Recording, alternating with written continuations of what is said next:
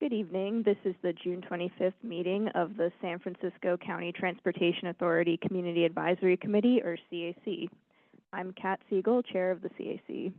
Our vice chair is Naj Daniels. I'd like to thank our clerk, Amy Sayung, and our operator, Daniela Rible, for this meeting. Madam Clerk, please do a roll call to ensure we have quorum, and then please read an announcement about public comment.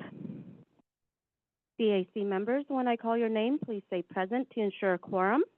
Member Bars absent. Vice Chair Daniels absent. Member Ford absent. Member Imadadeen Present. Present. Member Kim Present. present. Member Levine Present. present. Member Margarita absent. Member Milford Rosales Present. Rosales present. Member Ng present. Present. Member Ortega present. Present. Chair Siegel present. Present. Chair, we have quorum. Also, public comment will be available for each item on this agenda via telephone by calling one of the numbers listed on the front of the agenda or joining the meeting through the Zoom link. Once you join, you will be able to listen to the meeting as a participant. To make public comment on an item, when the item is called, members of the public participating by Zoom wishing to speak should use the raise hand feature or dial *9. Do not press *9 again, or you will be removed from the queue. When you are asked to unmute yourself, press *6 or the unmute button to unmute yourself. The live operator will advise you that you are allowed 2 minutes to speak. When your 2 minutes are up, we will move on to the next caller. Best practices are to speak slowly, clearly, and turn down the volume of any televisions or radios around you. Thank you. That concludes my announcement. Thank you, Madam Clerk. We'll move on.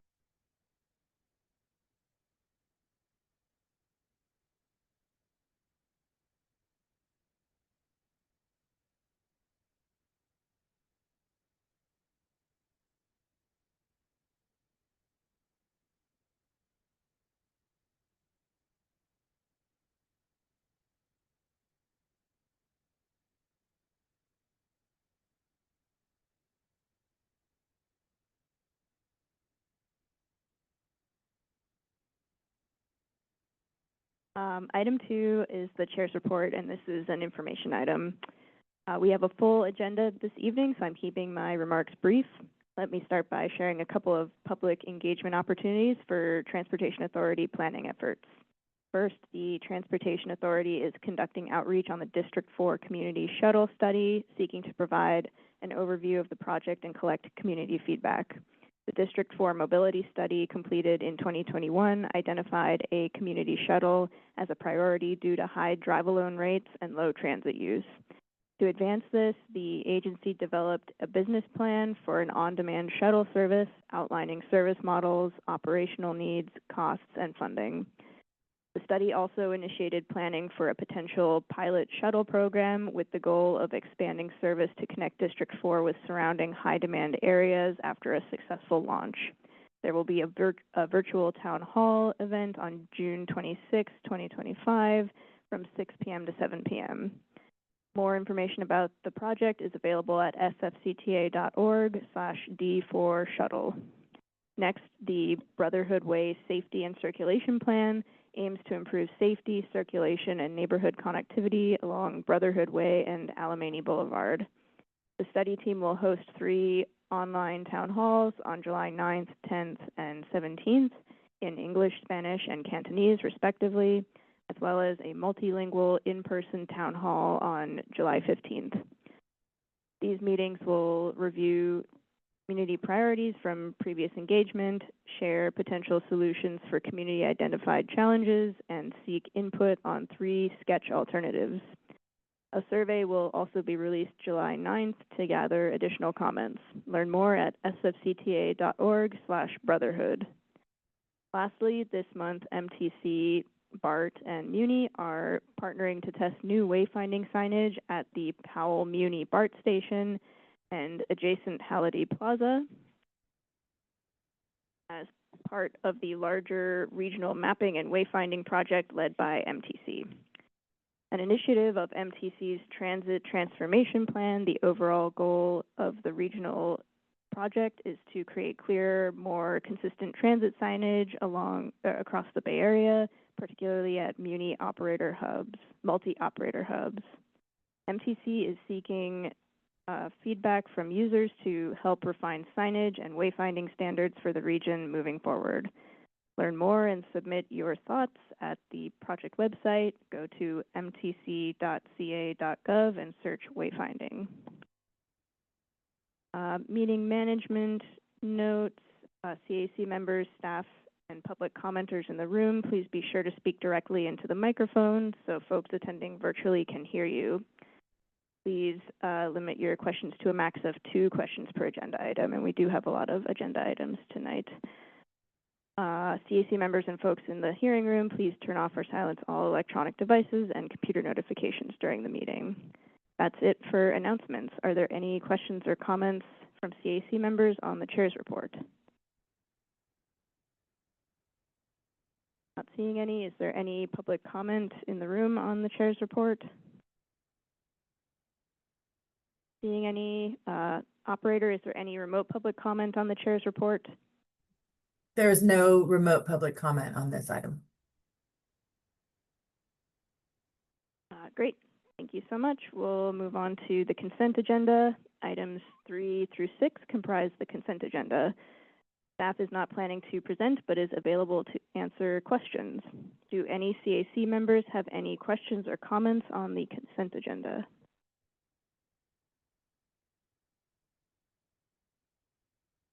Not seeing any. Is there any public comment in the room on the consent agenda? Operator, is there any remote public comment on the consent agenda? There is no remote public comment on this agenda. Great. May I have a motion and a second to approve items 3, 4, and 5 on the consent agenda? Moved by Member Ortega, and by Member Milford Rosales. Madam Clerk, can we please get a roll call vote? The motion to approve items 3, 4, and 5 on the consent agenda. Member Bars absent. Vice Chair Daniels absent. Member Ford absent. Member Imadadeen. Yay. Imadadeen, aye. Member Kim. Kim, aye. Kim, aye. Member Levine. Levine, aye. Levine, aye. Member Margarita absent. Member Milford Rosales. Milford Rosales, aye. Milford Rosales, aye. Member Ng. Ng, aye. Ng, aye. Member Ortega. Ortega, aye. Ortega, aye. Chair Siegel. Siegel, aye. Siegel, aye. There are 7 ayes. The consent agenda is approved. Great, thank you. We'll move on to item 7, adopt a motion of support to approve the fiscal year 2025-2026 Transportation Fund for Clean Air program of projects with conditions, and this is an action item. And Mike Pickford, Principal Transportation Planner, is here with us to present this item. Good evening. I think you'll be able to see my slides okay. So the Transportation Fund for Clean Air is funded by a $4 surcharge on motor vehicle registrations in the Bay Area and is intended to fund projects that improve air quality by reducing motor vehicle emissions. Go to my next slide here. 60% of the TFCA funds are managed by the Air District for regional grant programs, and 40% of the funds are managed by the counties, with the Transportation Authority managing the program here in San Francisco.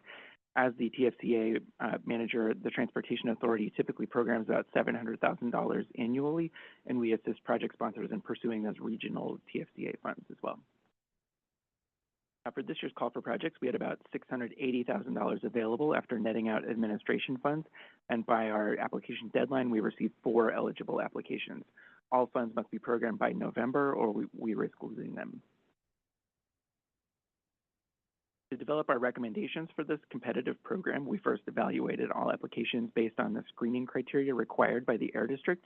As mentioned, all TFCA projects must fit the rules for an eligible project type and must meet cost effectiveness thresholds set by the Air District. Air District policies do not include prioritization guidance, but our local expenditure criteria, which were approved by the board in February, instruct us to prioritize applications by looking at factors including project type, emissions reduced, and project readiness, which is especially important for TFCA projects that are expected to be completed within 2 years. The local expenditure criteria does include a priority order for project types, which you see here on the screen, with zero emissions non-vehicle projects as the top priority, followed by shuttle services, then alternative fuel vehicle and infrastructure projects and other projects. So here are the 4 applications we received. We recommend fully funding 3 of the projects and partially funding 1 project. I'll briefly describe each project on the following slides and review some conditions that we're recommending for the Treasure Island bike share expansion and the Project Open Hand Fleet Electrification project, given concerns about project readiness and secured funding. So first up, SFMTA short-term bike parking project would plan, design, and install 734 bicycle parking racks across the city, which would provide an additional 1,468 bicycle parking spaces. Locations for the racks are selected by request and proactively, including by SFMTA project managers who are working on corridor projects and in areas where there's a lot of demand for bike parking, including equity priority communities. You can request a rack by going to the website on the screen there just under the photo, sfmta.com/bike parking, and a map of installations in recent years is in the packet. Partial funding is recommended for this project so that we can fund all of the other applications by scaling this project, and additional rack installations would be eligible for next year's TFCA call for projects. The next project is the Treasure Island Bike Share Expansion Project from the Treasure Island Mobility Management Agency. This would support 2 years of bike share operations on Treasure Island and Yerba Buena Island. The project intends to leverage over $300,000 from the Treasure Island developer that would be used to install 5 new bike share stations and 60 bikes that would be located across the islands as you see on the map there.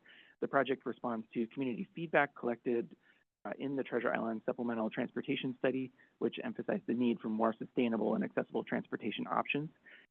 Pending funding and execution of a contract with an operator, the bike share service is expected to launch in spring 2026. We are recommending a special condition that by the end of February 2026, TIMA must provide documentation confirming that the project is fully funded. And if that isn't received, then the Transportation Authority may cancel the project and use those funds in next year's call for projects. Next up is the Emergency Ride Home program from the San Francisco Department of the Environment. This program incentivizes commuters to use sustainable commute modes by providing a subsidized taxi ride home in case of a personal emergency like a sick kid or a flat tire on your bike. We have supported this program for many years because it meets the cost effectiveness requirements of the TFCA program. The requested funds would support 12 months of program operation. And this cycle, SFE plans to expand outreach in Spanish and Cantonese speaking communities, particularly parents, guardians, affordable housing residents who are often underserved, to increase their awareness and participation in the program.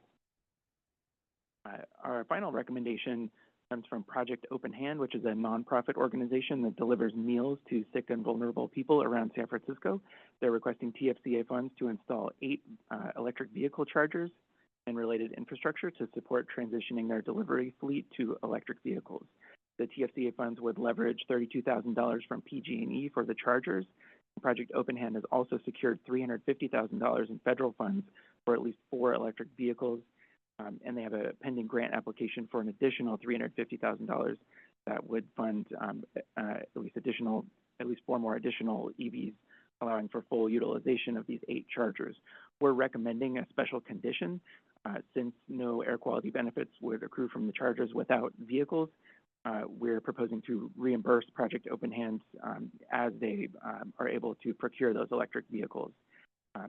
So when they have a vehicle that corresponds to the charger, then we would reimburse for the cost of the chargers. And with that, I am happy to take any questions. We do have project managers on the line as well who can provide details. Thank you so much for the presentation. Member Kim. Thanks, Chair, and thank you for presentation. Question about the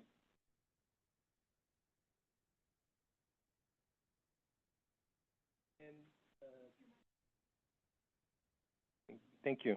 Yeah. Yeah, those I saw also I own the business in front of my business. I have two bike rack, but in the picture there's some short-term bike parking on the street as well. So could you tell me what is the percentage of the short-term bike parking installation on the sidewalk versus on the street? Is the SFMTA project manager on the line?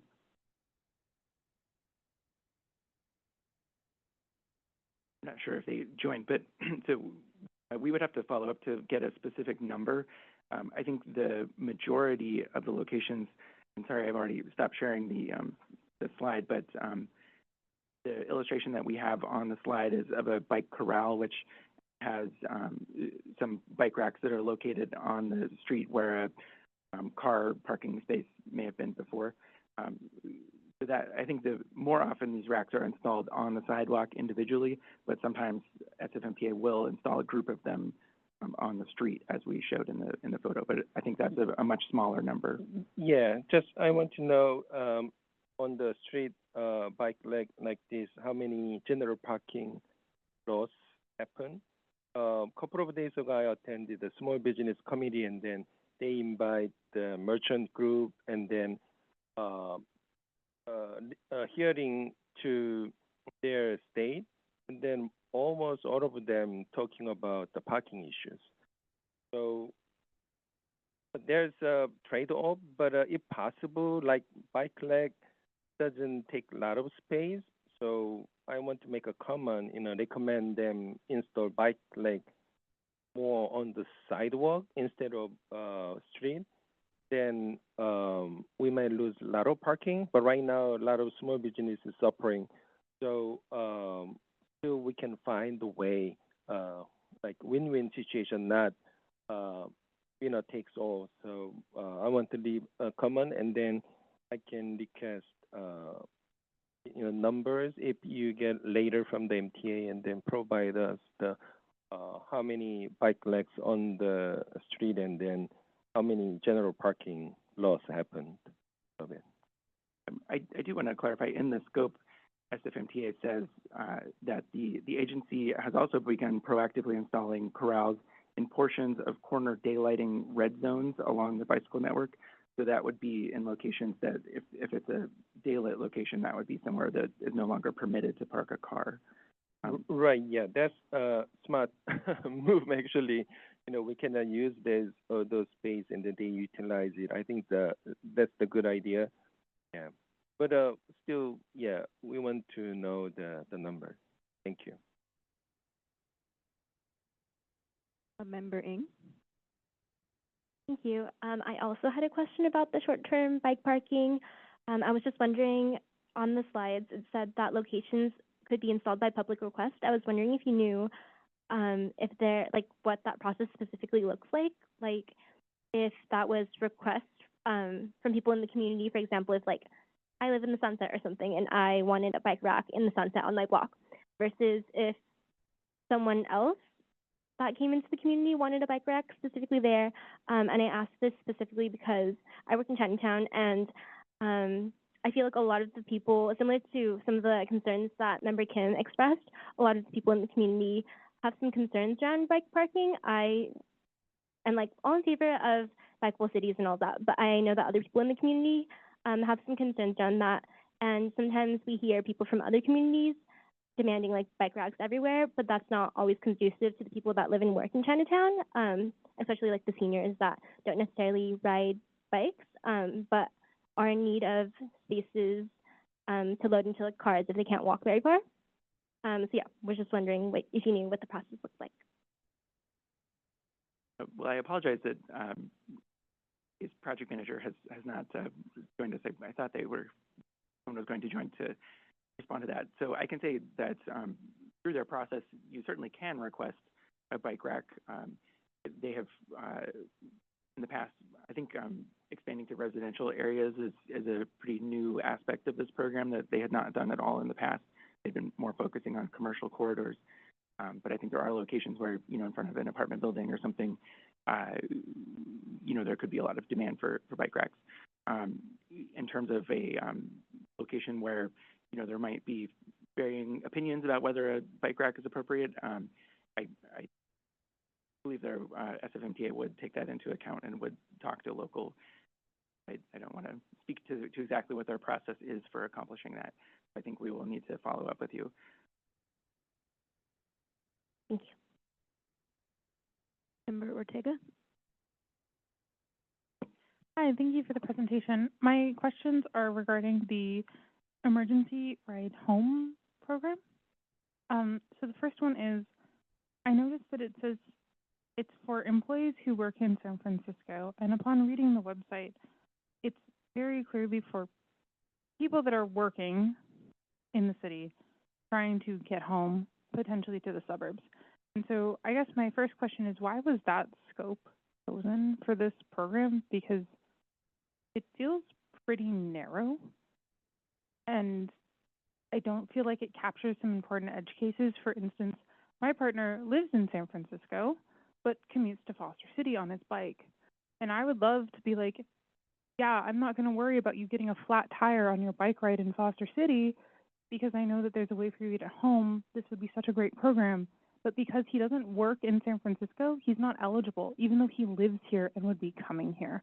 And so I guess I'm just trying to understand why it's only people that work in the city, so not people that live in the city that are eligible, but people who work in the city for that. Because I feel like that does exclude people that do that reverse commute. And we're trying to get people to take Caltrain, and we're trying to get people to make sure we use BART. And I feel like you should have an option for them to do the inverse if they need to get back. So I'm just trying to understand that. Can I bring Hannah Troon from SF Environment up to respond?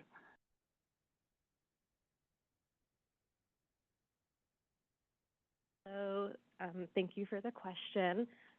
So I was just going to add or share that actually we are one of many emergency ride home programs across several Bay Area counties. So I think most of, for Foster City, they'll probably have a similar guaranteed ride home or emergency ride home program that your partner could use. And similarly, anyone who works in other neighborhoods or cities have access to that. So we try to cross-link on our website to promote that because it can be confusing.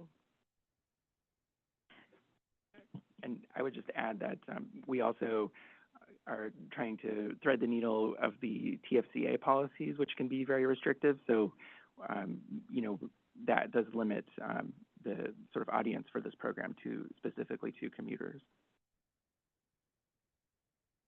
Okay, thanks. I guess when I'm on your website right now, and I'm not finding that. So I guess, A, can you please add a lot more information about how to connect to other counties and cities in the Bay Area for residents of San Francisco, and B, include that in your outreach as well, so that it's more clear. Thank you, Chair. Yes, definitely. I think this program definitely has a lot of rules and constraints, so being really clear and explicit wherever we can makes a lot of sense. Thanks for the feedback. Member Imaduddin? Yeah, thank you for the presentation. Just want to ask, in terms of the emergency ride program, is there a reason why Uber and Lyft rides are not paid back?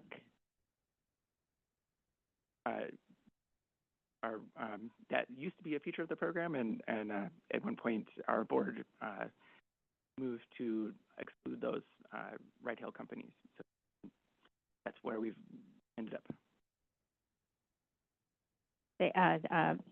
They wanted to positively direct traffic towards the taxi industry, which was suffering. Thank you. Member Ford? Hi, sorry I missed the presentation, but then I heard emergency ride home, which I've actually attempted to use. And so I'm looking at the funding, and it's $79,000. It's just not that much money, so I don't want to waste too much time.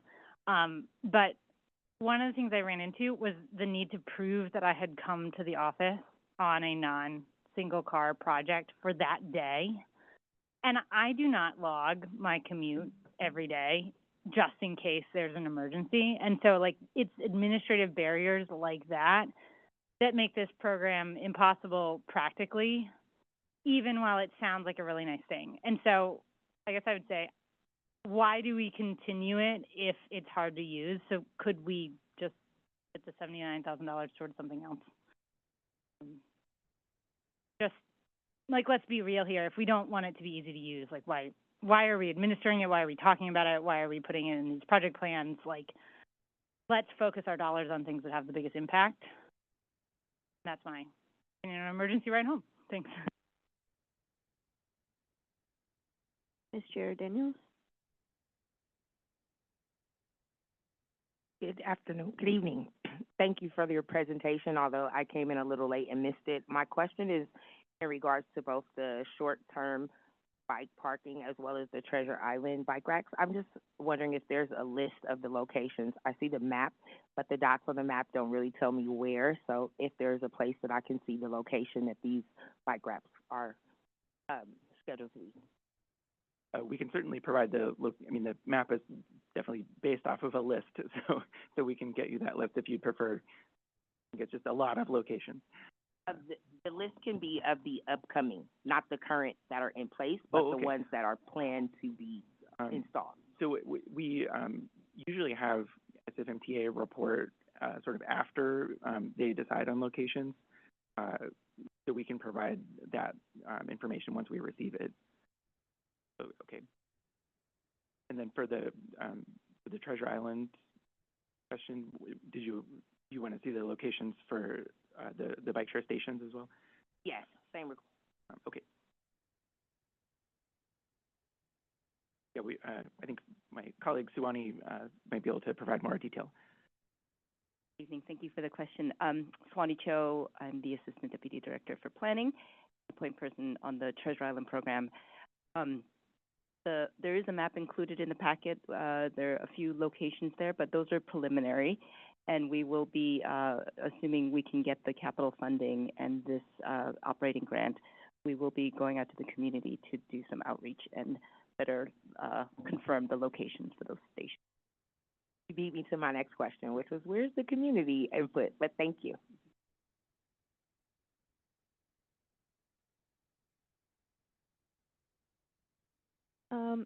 I would like to request just some usage statistics about the emergency ride home program over time, if we could see that as follow-up here.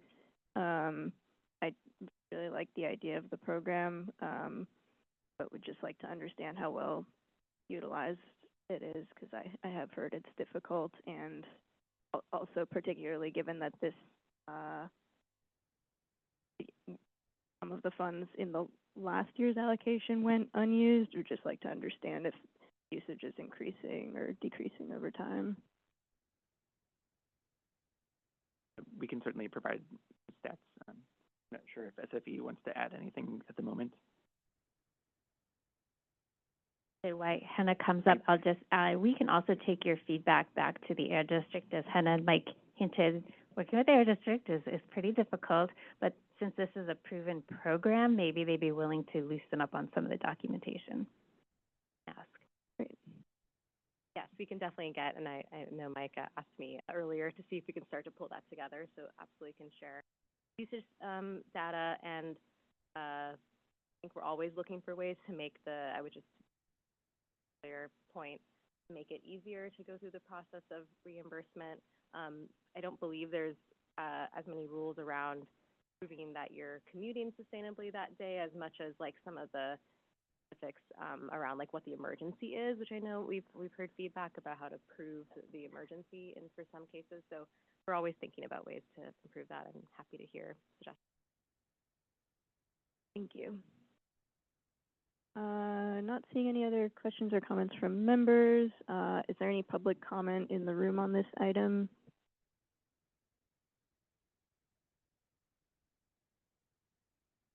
Speak up. bit, because this is an intimate meeting, but in a large room. My questions on this are, why is the Department of the Environment administering this when you go and check regionally, it's being administered either by the transit agency or the transportation authority that administers this program? And how successful has it been? By reading the backup, it says, well, we're going to nudge people to transit. Well, you're hoping that on the outreach and everything else that you do, but I don't see it, you know. They also said in the write-up that they're going to spend money on placards to be placed inside muni buses.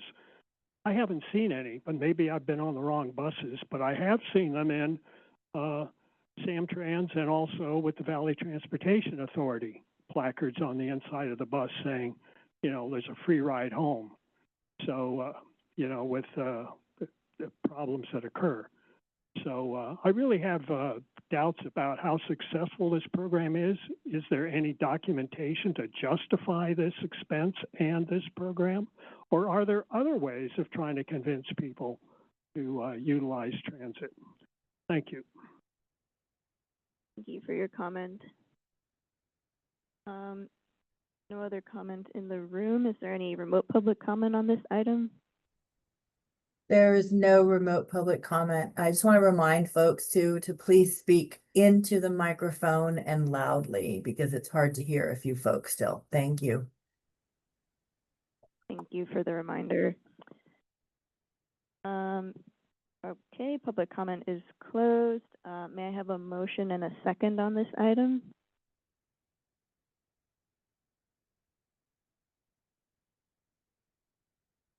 Moved by Member Madudin, seconded by Member Ng. Madam Clerk, can we please have a roll call vote? On the motion to approve item 7, Member Bars. Bars absent. Vice Chair Daniels. Daniels, aye. Daniels, aye. Member Ford. Ford, aye. Ford, aye. Member Imadadin. Aye. Imadadin, aye. Member Kim. Kim, aye. Kim, aye. Member Levine. Levine, aye. Levine, aye. Member Margarita. Margarita, absent. Member Milford Rosales. Milford Rosales, aye. Milford Rosales, aye. Member Ng. Ng, aye. Ng, aye. Member Ortega. Ortega, aye. Ortega, aye. Chair Siegel. Siegel, aye. Siegel, aye. There are 9 ayes. The motion is approved. Great, thank you. We'll move on to item 8.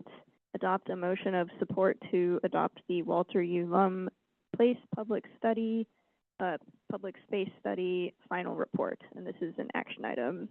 And I believe Member Ng will be recusing herself from this item. Great, thank you. Alex Pan, Transportation Planner, is with us to present this item. Ms. Pan? Yes, I just wanted to, Rachel Hyatt, Deputy for Planning, wanted to introduce Alex for those who haven't yet met her. Hi, everyone. So this study was requested by former Commissioner Peskin and funded by the Transportation Authority's Neighborhood Program to examine various scenarios for a people-first Walter U. Lum Place and develop an urban design strategy to cohesively connect the alleyway with Portsmouth Square. The study also builds on the recommendations from the Transportation Authority's 2020 Portsmouth Square Community-Based Transportation Plan for Walter U. Lum Place, which included widened sidewalks and a raised speed table to make the alleyway more of a shared space with low vehicle speeds. The study recommends a concept design that responds to community input, addresses trade-offs between pedestrian and loading access, and could be compatible with the timeline of the upcoming Portsmouth Square renovation. We contracted with the Chinatown Community Development Center to conduct outreach. This included convening a 7-member steering committee of merchant and organizational stakeholders. The steering committee provided feedback on the study approach and recommendations. Outreach activities included surveys in English and Chinese, community meetings, pop-up events, and merchant focus groups. The first round of outreach helped identify community priorities and preferences for design elements to include in the alleyway design. In the second round of outreach, we shared 3 potential designs with the community and used feedback to refine the design concept. The project team, which included staff from Public Works and SFMTA, developed 3 potential design concepts based on technical analysis and round 1 outreach findings. The design concepts were intended to test physical solutions for the alleyway and address parts of the street that were out of compliance, including the cross slope of the sidewalk and substandard width of the cut-in loading zone, as well as to get feedback on community interest in different design features. Designs were also constrained by the steep grade of the street, drainage requirements, limited street width, and the timing and design of the planned renovation of Portsmouth Square, which is being led by the Recreation and Parks Department. We arrived at the recommended concept based on feedback from outreach and the steering committee.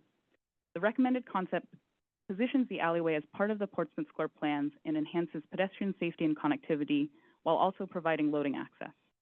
The sidewalk on the west side of the alleyway is widened to 13 feet. To provide an ADA accessible grade on the sidewalk, the design includes a low retaining wall, which is split into a stepped curb. In the top photo on the right side, you can see how there's 2 steps from the street level up to the sidewalk level. The first step can be used as a planting area or as an open area for walking and seating, and handrails on the steps provide an opportunity to introduce art or decorative elements. The overall street width is narrowed from 22.5 to 18.5 feet, providing a single lane of traffic in a continuous 8-foot wide loading zone at the curb.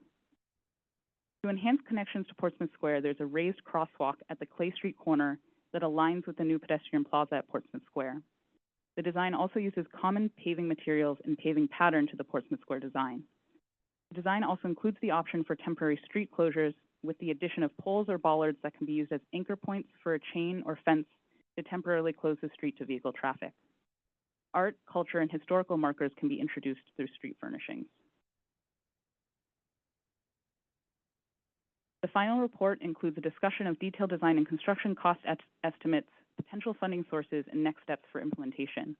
The detailed design phase recognizes the need for a parking and loading management strategy, which should be led by SFMTA, to address community concerns that removing the cut-in loading zone and shifting loading to the curb would have congestion and loading impacts in the alleyway. The cost for detailed design is estimated to be $870,000, and the conceptual planning level estimate of construction costs is $4.35 million. Finally, there's an opportunity to coordinate the Walter Lum Place project with the upcoming renovation of Portsmouth Square. This option would save time and money and minimize construction impacts.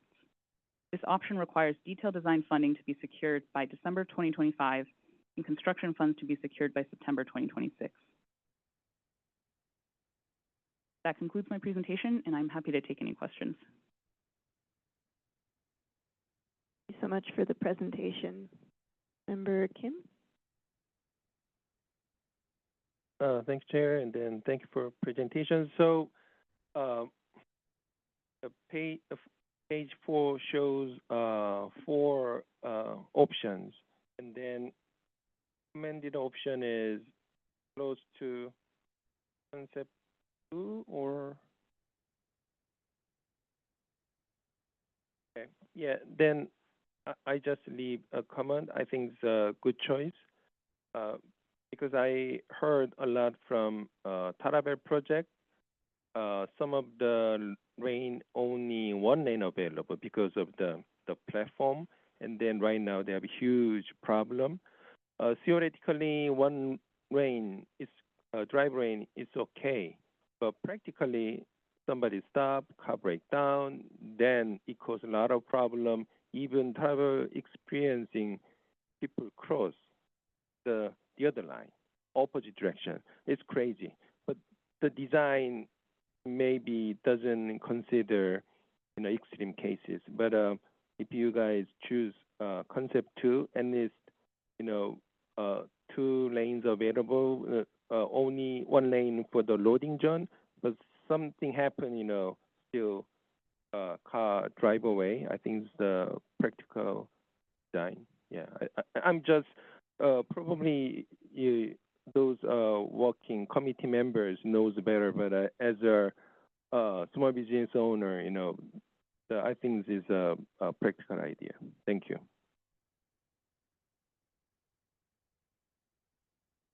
Any other questions or comments from members?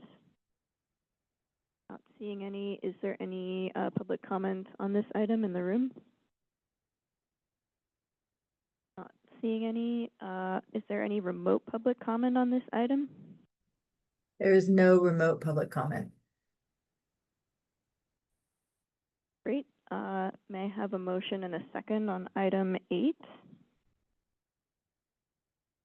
Moved by Member Kim. Seconded by Member Milford Rosales. We can take this same house, same call. No? Did someone? Thank you. Good point. Okay. Madam Clerk, can we please have a roll call vote? Okay. On the motion to approve item 8, Member Bars. Bars absent. Vice Chair Daniels. Daniels, aye. Daniels, aye. Member Ford. Ford, aye. Ford, aye. Member Imadadin. Aye. Imadadin, aye. Member Kim. Kim, aye. Kim, aye. Member Levine. Levine, aye.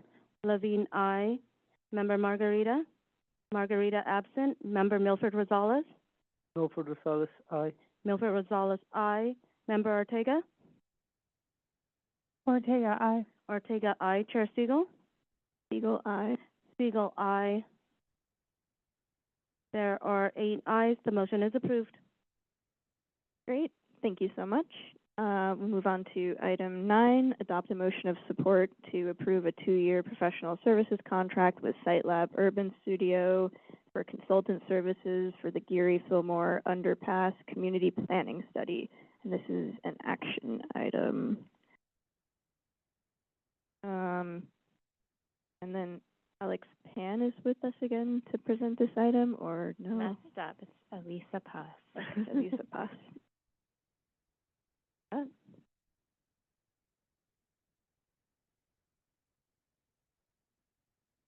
Hello. Good evening, everybody. My name is, again, Elisa Paz. I'm a principal planner with the TA, and I'm going to give an update on our procurement, our recommendation on our procurement for the Geary Fillmore Underpass Community Planning Study. It is quite a big study, so I'm going to give a little bit of background context. We've presented this, or I presented this twice before. The first was when we got the grant award, and the second was when we had an allocation request for the matching funds.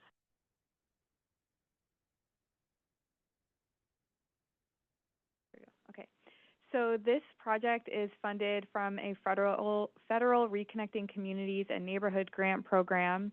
It's a $2 million grant, and we are also using Prop L funds for matching and in-kind funds as well. The project scope is quite big. The unique thing about this project is that it includes transportation components and improvements, and also land use components. So we're working really closely with the planning department and MTA to come up with a community-supported recommendation on how to re-envision Geary between Divisadero and Laguna, and then going up into the Japantown community and south into the Fillmore Western Addition neighborhood, about a half mile on either side. I want to touch on our community outreach approach for this study. So we have kind of a multi-pronged effort for outreach. We'll be doing kind of our more common community outreach, where we go out to communities and do presentations and work with CBOs. We're also going to be forming a community council, which is going to be made up of representatives from the Black, Japanese, and Jewish communities that experienced displacement in the 50s when the Geary corridor was widened into an expressway. And then we'll also have a technical advisory committee. So we'll be getting a lot of outreach throughout the process and working really closely with the community for that. So for our contract process, we had a proposal out, RFP out, and we got 5 proposals in. We ended up interviewing 3 firms. The contract is going to cover our transportation technical work, our land use technical work, and also support the outreach process. And it's for $1.1 million, and there's quite a big disadvantaged business enterprise participation at 30.5% across 5 firms on the SiteLab's Urban Studios team. And I can take any questions. Thank you for the presentation. Member Ortega? Hi, I have a question regarding the funding of this. If this is a federal grant, how are we doing with that? I know that's been a big conversation, big update, and given the uncertainties, and it sounds like we haven't spent all the money, what are we going to do if that falls through? Great and fair question. So right now, we have been tracking this grant very closely, and right now, we still have the funds. We are just starting work, so we haven't spent much of the money yet, but we are watching it very closely and are hopeful that we can keep the funds and complete our project. We haven't gotten any suggestions of otherwise yet. If that does come up, we will have to see what other options we have and work through it. So I guess the hinging question on this then is, you're wanting to, is this $1 million contract? Yes. If the funds fall through and we've already awarded a contract, what happens?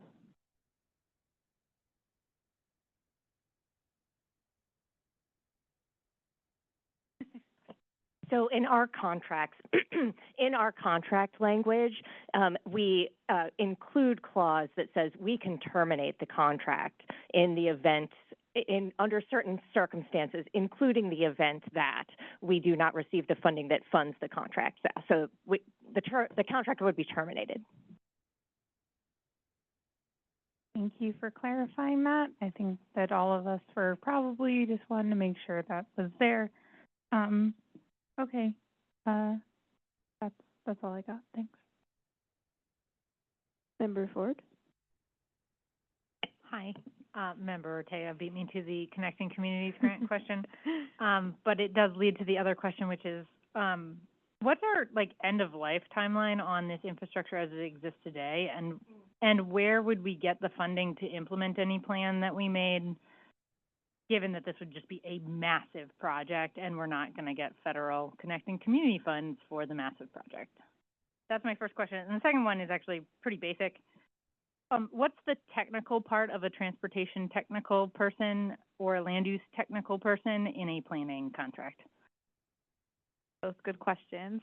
So the first one about the end of life, I'm not sure exactly what that is, but that's something we would look into as part of our study. What's the second part of that question? Where do you get the funds for the recommendation? Yes. Like $50 million. Yes. So as part of our as part of our final report, we would come up with an implementation plan. And so that would break out the various pieces of the recommendations and allow us to look at more either phased or kind of sizable chunks that we could look for funding. So instead of looking for, as an example, one $50 million funding source, there's potential that we could find multiple smaller funding sources to fund various components of that. And phasing would also potentially allow us to break up that funding. And we could look at local, state, regional, federal. There still may be federal opportunities for that. So that's part of our work as we get to recommendations to put in a funding strategy. I think you had one more. Yeah, what's the technical skill set of a land use planner? Yes. And a transportation planner? Yes. So the technical skills that we would be looking at are things like traffic simulation models. So like if we were to change the roadway, we want to understand how congestion changes on streets and make sure that everything from like a circulation standpoint still works. Another example, I'm just throwing out examples. None of these are necessarily recommendations. Obviously, we haven't started the study, but if we wanted to look at putting a park on top of the overpass, for example, we would want to look at the infrastructure, like the geotechnical conditions to make sure, and the utilities to make sure that it could support a park. Or if we wanted to put housing on top of that, we'd want to make sure it could support the building so we don't, cause the overpass to collapse. So those are all kinds of things from like a transportation and land use perspective, that we'd want to be sure that we're really confident in the recommendations so they can be implemented. We don't want to put recommendations out that we're not confident would work.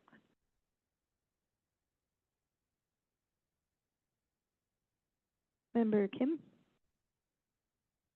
Thank you, Chair. Thank you for presentation. Actually, that was my question. Yeah, I saw it related to housing and housing need. So the means in above the area, covered area, even housing can be considered. And then what about the other scopes? Still, we keep those underpass and then extending the covered area, or completely, lead with. Could you explain the kind of scope? Maybe before I get explained, but maybe I didn't look into detail. Yeah, sure. So you're exactly right. For land use, housing could be included in that.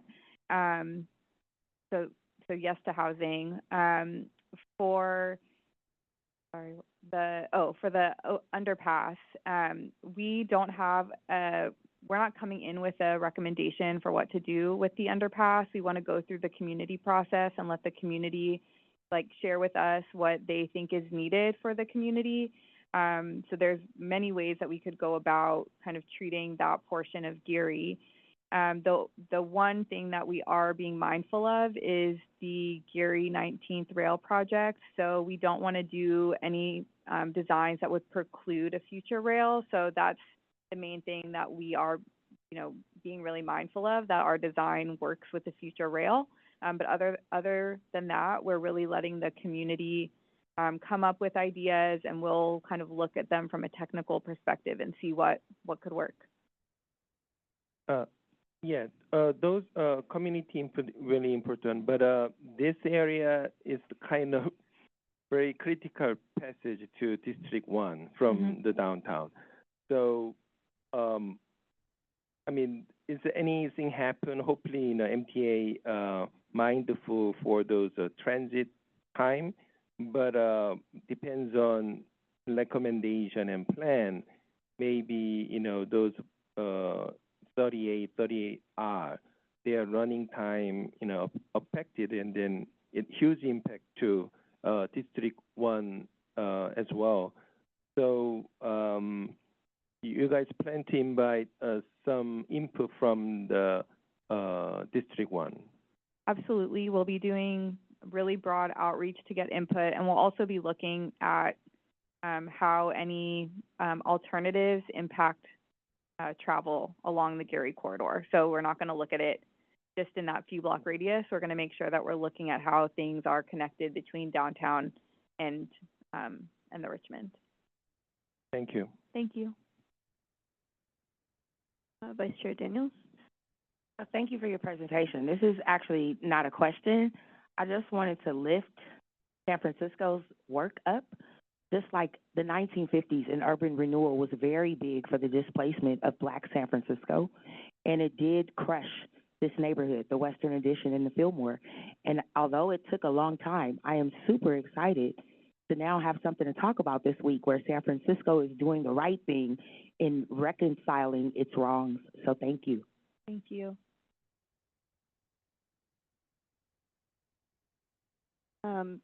I'm also very excited about this project. I was wondering if how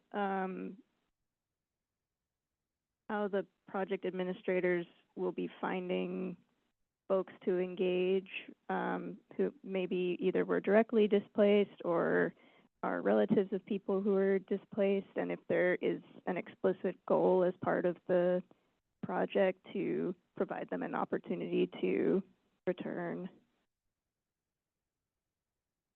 I think I pushed the button too soon, sorry. So our outreach, I mentioned that community council, and so this is a really core way for us to go about outreach in a thoughtful and hopefully impactful way. So the community council will be made up, like I mentioned, of representatives, and those are of the Black, Japanese, and Jewish communities that were impacted. And our goal is to have those representatives bring the voice of their community. So we're going through kind of an application process to select those members or those participants. And part of their role will be to engage with their community. So that's recruiting, that's hosting events, that's helping with promotion. So really like getting the word out through the community groups. And we're also aiming to have a lot of diversity in that group with who's represented.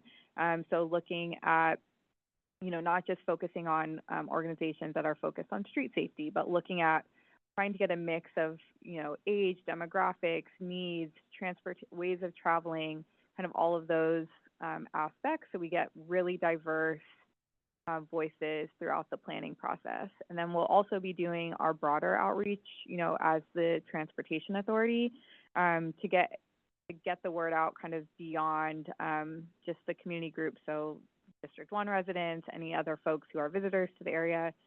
So hopefully that creates a really big umbrella for folks to participate. That makes sense. Will you also be attempting to recruit folks who maybe were displaced to other parts of the Bay Area? Not directly. However, I know there are groups like CBOs within the Fillmore and Japantown area who focus on that and who are like, that is really their bread and butter. Like that is what they're focused on, getting the stories, identifying the people. So in that sense, we would be working with those CBOs throughout the outreach to encourage that participation.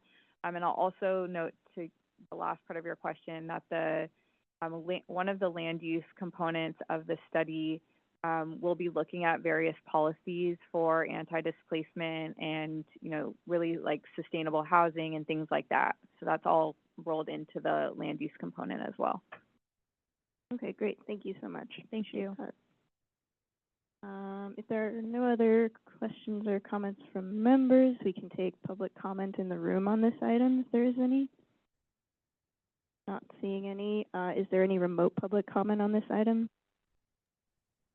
There is no remote public comment on this item. Great. Can I have a motion and a second to approve item 9? By Vice Chair Daniels, seconded by Member Levine. Madam Clerk, can we please get a roll call vote? On the motion to approve item 9, Member Bars. Bars absent. Vice Chair Daniels. Daniels, aye. Daniels, aye. Member Ford. Ford, aye. Ford, aye. Member Imadadeen. Aye. Imadadeen, aye. Member Kim. Kim, aye. Kim, aye. Member Levine. Aye. Levine, aye. Member Margarita. Margarita absent. Member Milford Rosales. Milford Rosales, aye. Milford Rosales, aye. Member Ng. Ing, aye. Ng, aye. Member Ortega. Ortega, aye. Ortega, aye. Chair Siegel. Siegel, aye. Siegel, aye. There are 9 ayes. The motion is approved. Great, thank you. We'll move on to item 10, adopt a motion of support to allocate $2.4 million and appropriate $100,000 in Prop L funds with conditions, and allocate $2.3 million in Prop AA funds with conditions for 6 requests. Amelia Wally, Senior Program Analyst, is here with us to present this item. Good evening, CAC members. We have several allocation requests tonight for Prop L and 1 Prop AA request. So we'll get right to them. So first up, we have a few Prop L requests from Public Works. The first request is for about $1.1 million to construct 30 curb ramps at 7 intersections in Districts 2, 5, 6, and 10 as part of their Curb Ramps Various Locations number 18 project. The project meets the city's obligations under federal and state accessibility statutes, regulations, and policies to provide curb ramps that are readily and easily usable by people with disabilities. Locations are primarily identified through public requests via 311 and Public Works inspections. And I'll note that one of the intersections for this project, Ashbury and Frederick, includes overhead contact system work, so during construction at that location, the muni overhead wires will be locally de-energized daily for up to 7 days and will be coordinated with SFMTA. The list of locations can be found in your packet materials. Next is a request for $586,000 toward repair of public sidewalks and curbs at about 200 locations, not due to tree damage. So damage at these locations is typically caused by trucks driving up on curbs, old age, vehicular accidents, and the like. Locations are determined by inspections and public complaints and are prioritized based on readiness, community support, and time-sensitive urgency.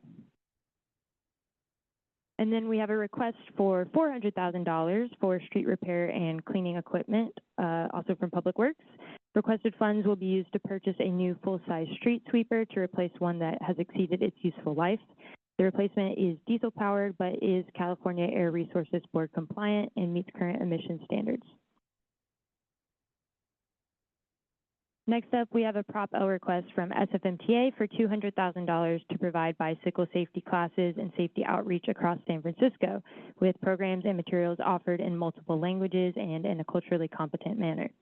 SFMTA expects to offer at least 68 bike classes and reach 12,000 people through outreach, with the goal of supporting the increased use and safe use of bicycle facilities in the city.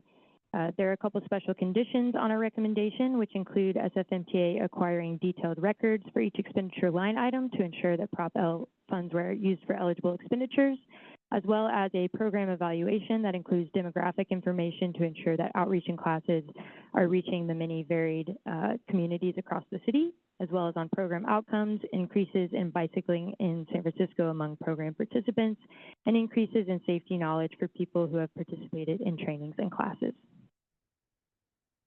And the last Prop L request would provide $100,000 to the Transportation Authority and $100,000 for SFMTA to support the Neighborhood Transportation Program, or NTP.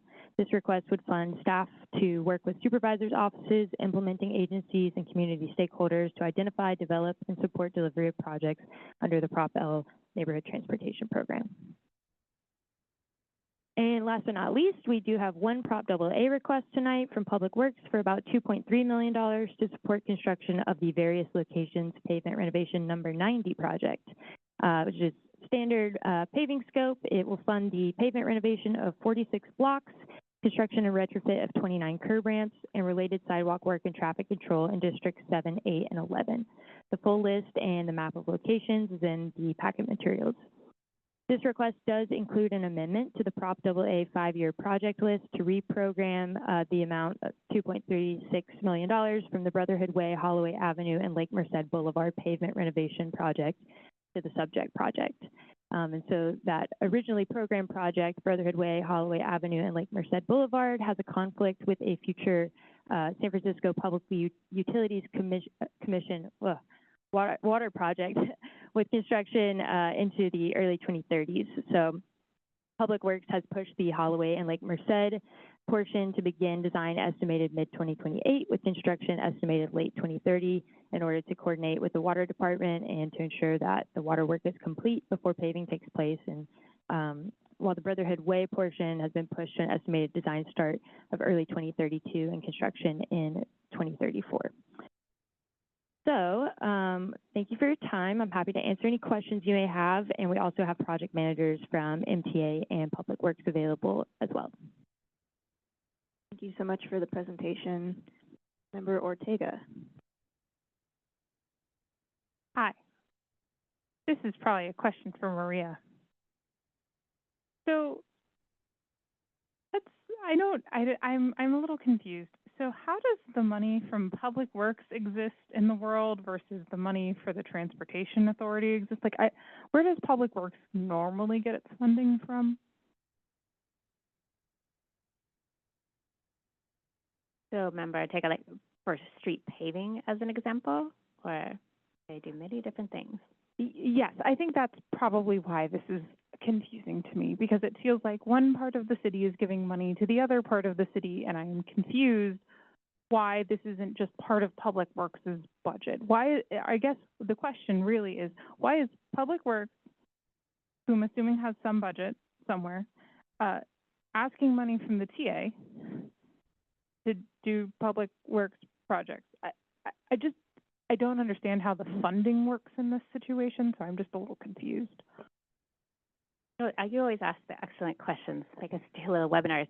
I mean, the short answer is probably all of the city departments have insufficient resources to deliver on what you would call their typical, right, projects. So let's just talk about street resurfacing. The vision was 100,000 years ago, no, not that long, right? That the gas tax would provide sufficient revenue. Some of those taxes on gases come back to the city for paving.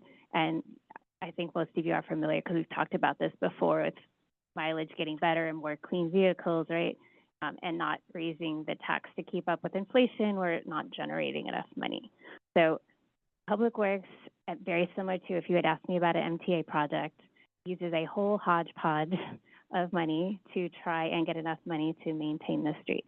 So when we put together the sales tax expenditure plan, just as one example, we were very cognizant and worked with the various city agencies to see where their shortfalls were.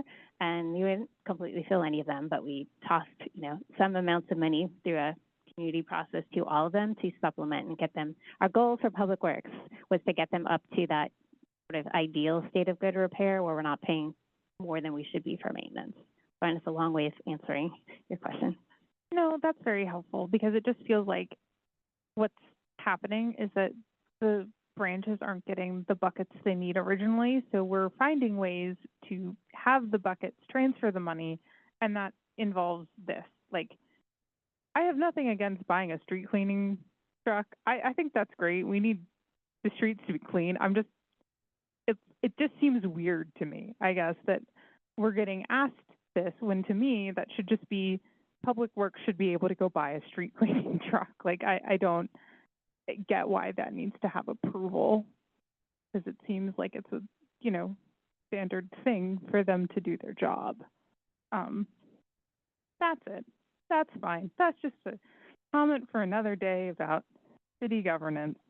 So I actually had a different question too, which was, where was it? Sidetracked here. We have listed here like open for use, and I guess like one of my questions is sort of how long we expect areas to be shut down for these curb and pavement works, because I know like they've been doing some work up in my area and they've done work in other parts of the city, and it seems to go on for like months. And so I'm just curious, like, if there's like timeline blocks granted for this type of work and how long it's supposed to take versus an average. So like we understand the difference between it's supposed to take 2 days and it's actually taking a week. Thank you for the question, Member Ortega. I think a PM from Public Works would be able to answer that question the best.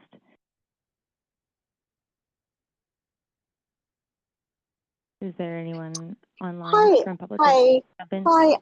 Hi, this is Teresa Pascio from Public Works. I'm a project manager with the street resurfacing program. I can speak on that. Oh, hello? Oh, sorry. Typically, we estimate about 2 years of construction for paving projects. I mean, that includes everything from curb ramps to utility work and the grinding and paving. We don't we don't typically shut down the entire area all at once. We move in we move from block to area, not so we don't disrupt areas for a long period of time. So it's and it varies too. So it can take up to 2 years, or it can take as little as 1 year. So it really depends on the area as well. I'm not sure if that answers your question. No, thank you. That does help. I guess perhaps it is because I'm from the East Coast and like you just couldn't pave for 6 months of the year because there was snow on the ground. So I guess it just seems really long that it takes 2 years to pave a street. So I guess at some point, perhaps offline, I would love to get a more detailed understanding of why it takes 2 years to pave a street. Sure, yeah, we can definitely give you more detail, and that also includes not just the actual construction, but that also includes permitting, obtaining permits. So that, because that takes that can take, that's a process as well. Okay, I understand that the permitting in the city is quite special, but I'm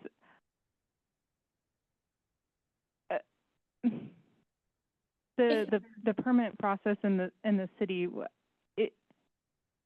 What does that entail for this? I don't know.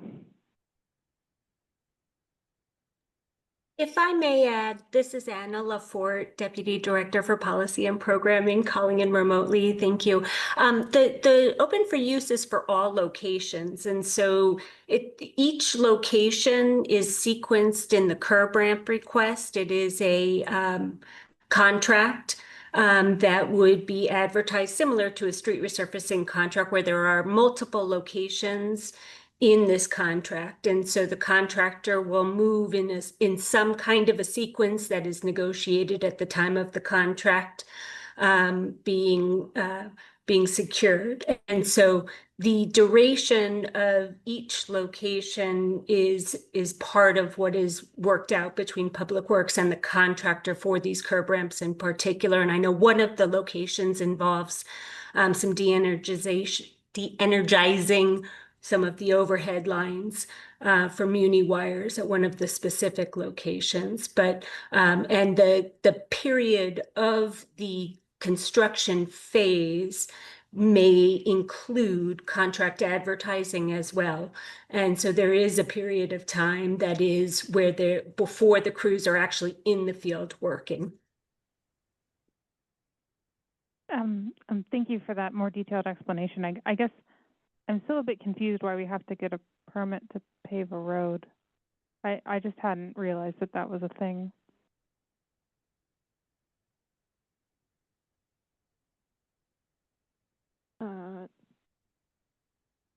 Member Milford Rosales.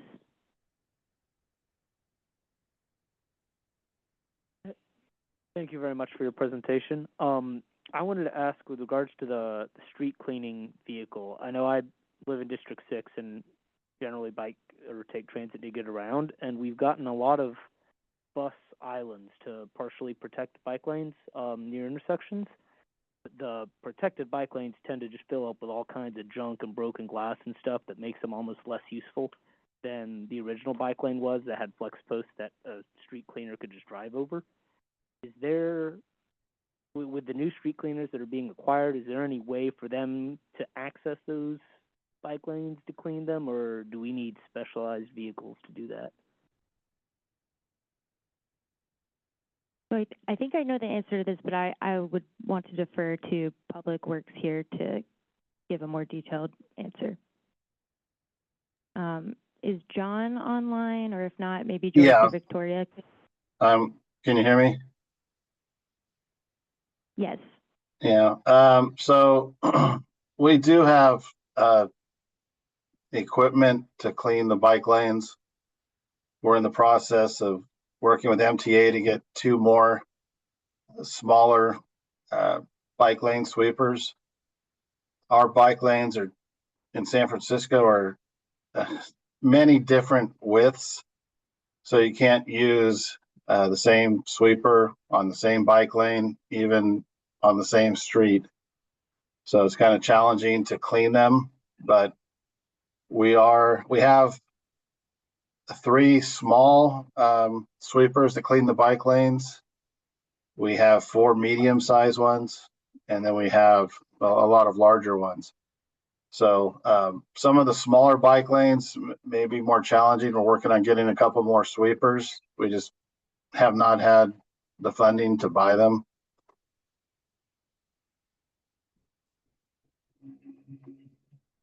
If I may, will staff who are responding to CAC questions kindly identify yourself, and if you can, turn on your video? Thank you.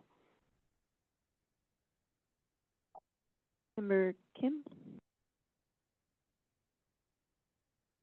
Thank you, Chair. Thank you for presentation. I have a question. The public sidewalk and curb repair, it says the repair is up about the 200 location, but I sure there's a lot of a queue. So I have a question after this 200 location repair. How many in the queue right now? Yes, there is a backlog, and maybe Joyce or Victoria, if you're online, would you like to respond to that question?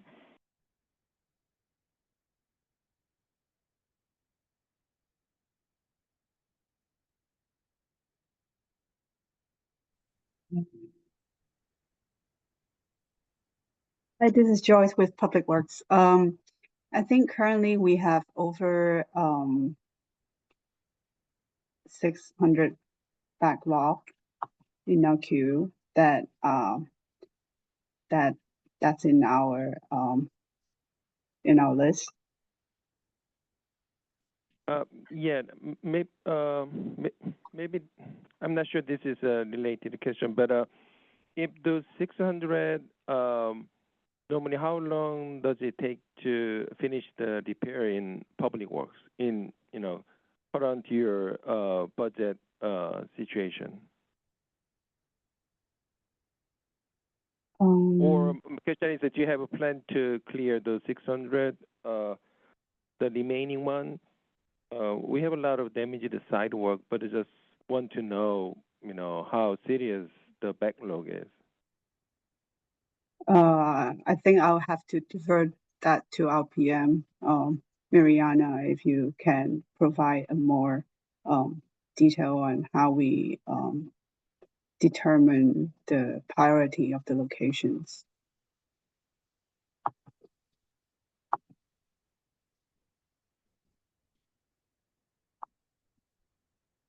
Unmute.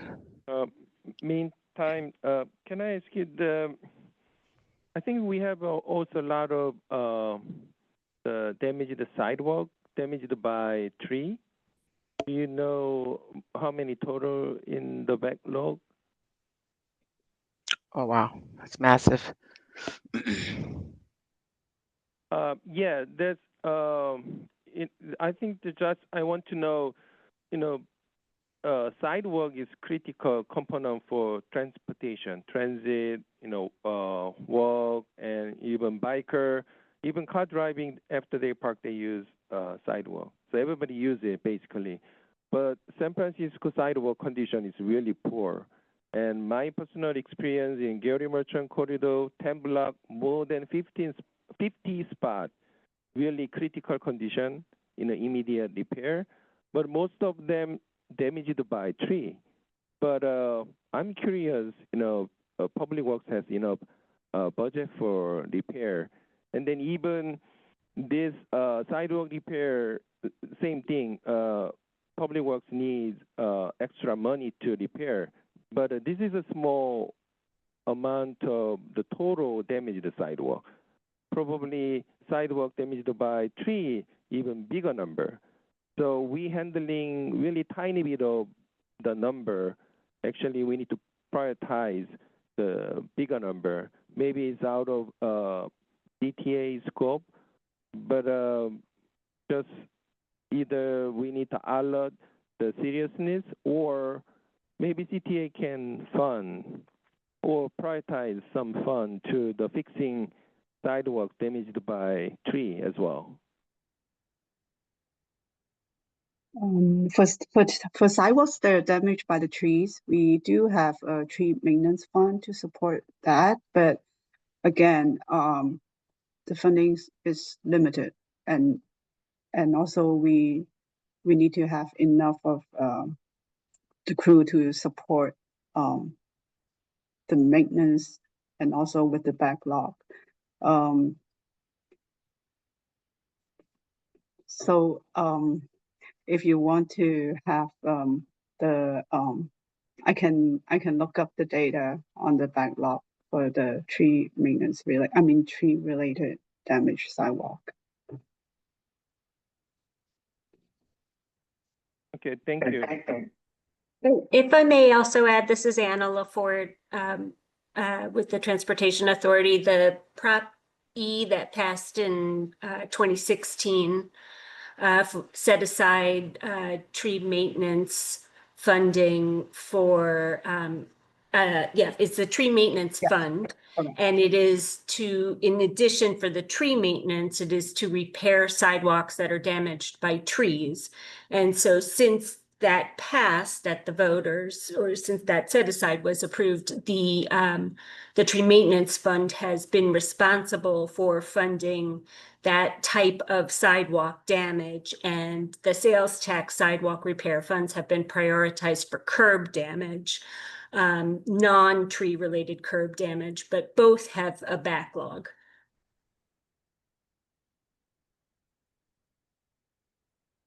This is my last comment, because during the year, a couple of times we grant money to plant a new tree, but this is a good thing. But however, as we know, huge number of sidewalk damaged by trees, still we cannot fix it. So we have to question ourselves, how can we prioritize? Which one is higher priority? Fixing sidewalk damaged by tree or planting, extra trees? So I think we have to ask question, and then there's any fund available, we have to fix first and then plant more. I mean, I'm supporting planting more trees, but our sidewalk condition is really poor condition. That's the reality. We have to fix first. That's my comment. Thank you. If there are no other questions or comments from members, we can take public comment. Is there any public comment in the room on this item? Not seeing any. Is there any remote public comment on this item? There is no remote public comment on this item. Great. Can I get a motion and a second on item 10?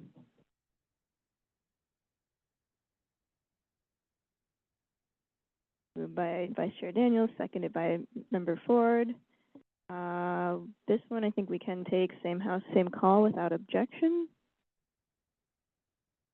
Great. Item 10 is approved. Thank you so much again for the presentation. Thank you. We'll move on to item 11. Adopt a motion of support to program TNC tax funds to the San Francisco SFMTA for 3 application-based residential traffic calming projects with conditions.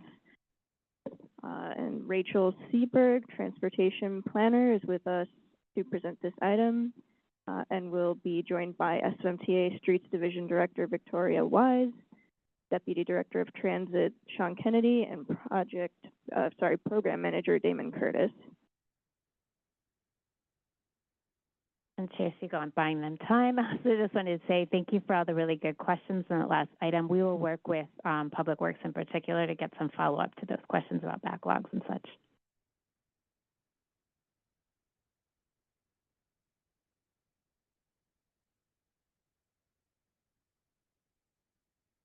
Hi, everyone. My name is Rachel Seberg, Transportation Planner with the Transportation Authority. This presentation is to program $5.7 million in TNC tax funds to SFMTA for 3 application-based residential traffic calming projects with conditions. I'm going to start by providing some background on the TNC tax program, followed by a summary of SFMTA's request for programming TNC funds to 3 residential traffic calming projects and conditions that we are proposing to help address project delivery challenges. Then SFMTA staff will provide an update on program status, delivery challenges, and next steps towards addressing them. As we are recommending concurrent programming and allocation for these 3 projects, there will be a following allocation item that we will go through very quickly since we're presenting the background here.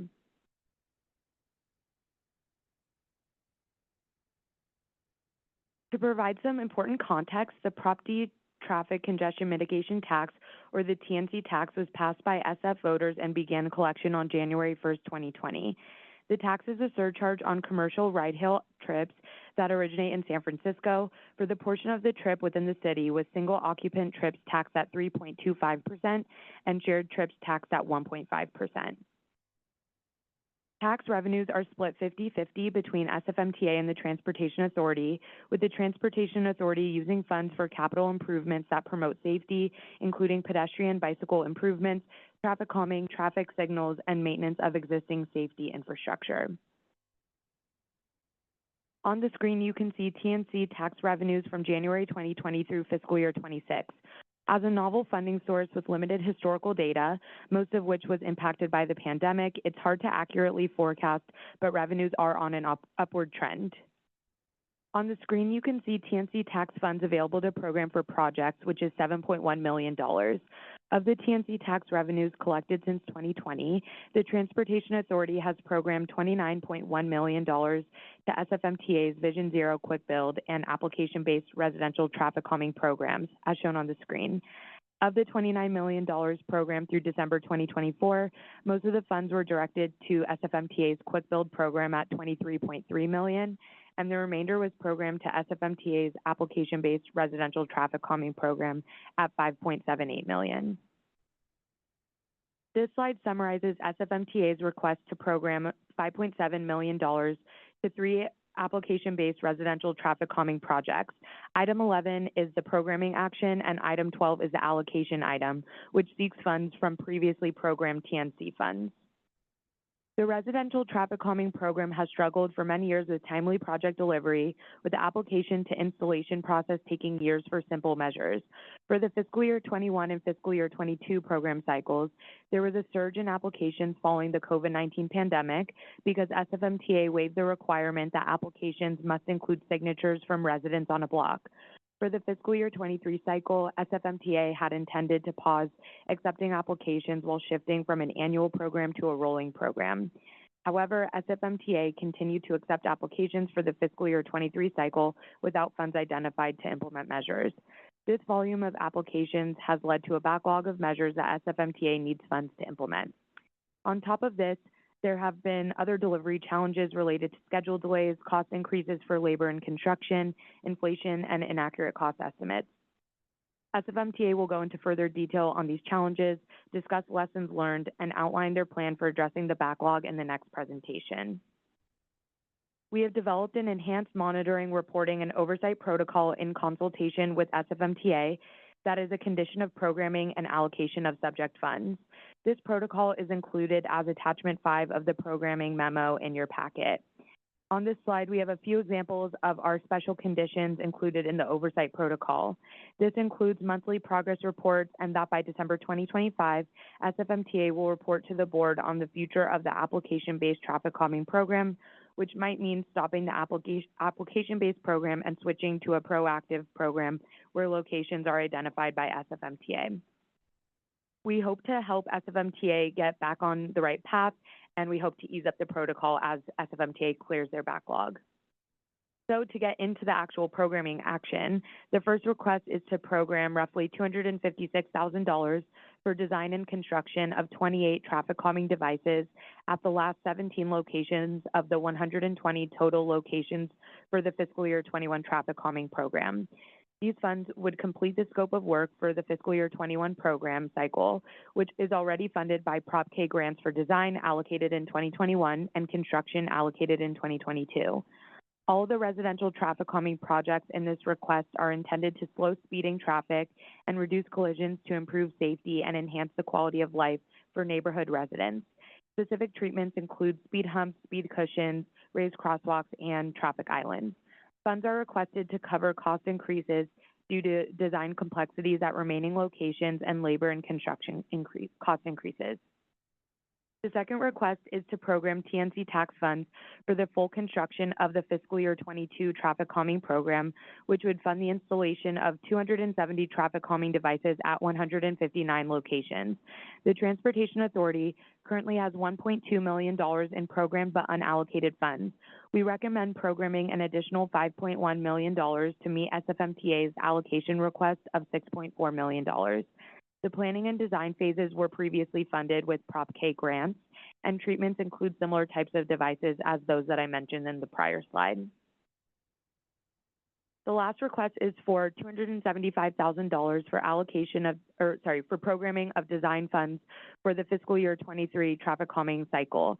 This request will cover remaining design of improvements recommended for the fiscal year 23 cycle. This request is to fund the design of approximately 80 individual traffic calming devices at 40 locations with similar treatments to those in the fiscal year 21 and 22 program cycles.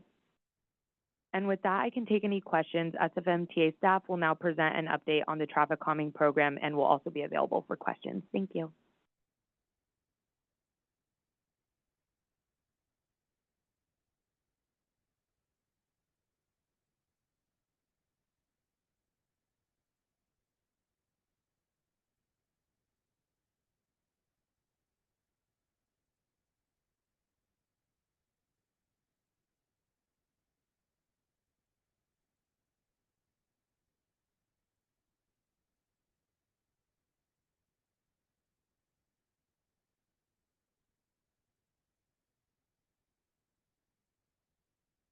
Thank you, Rachel, and good evening, Chair Siegel, Vice Chair Daniels, members.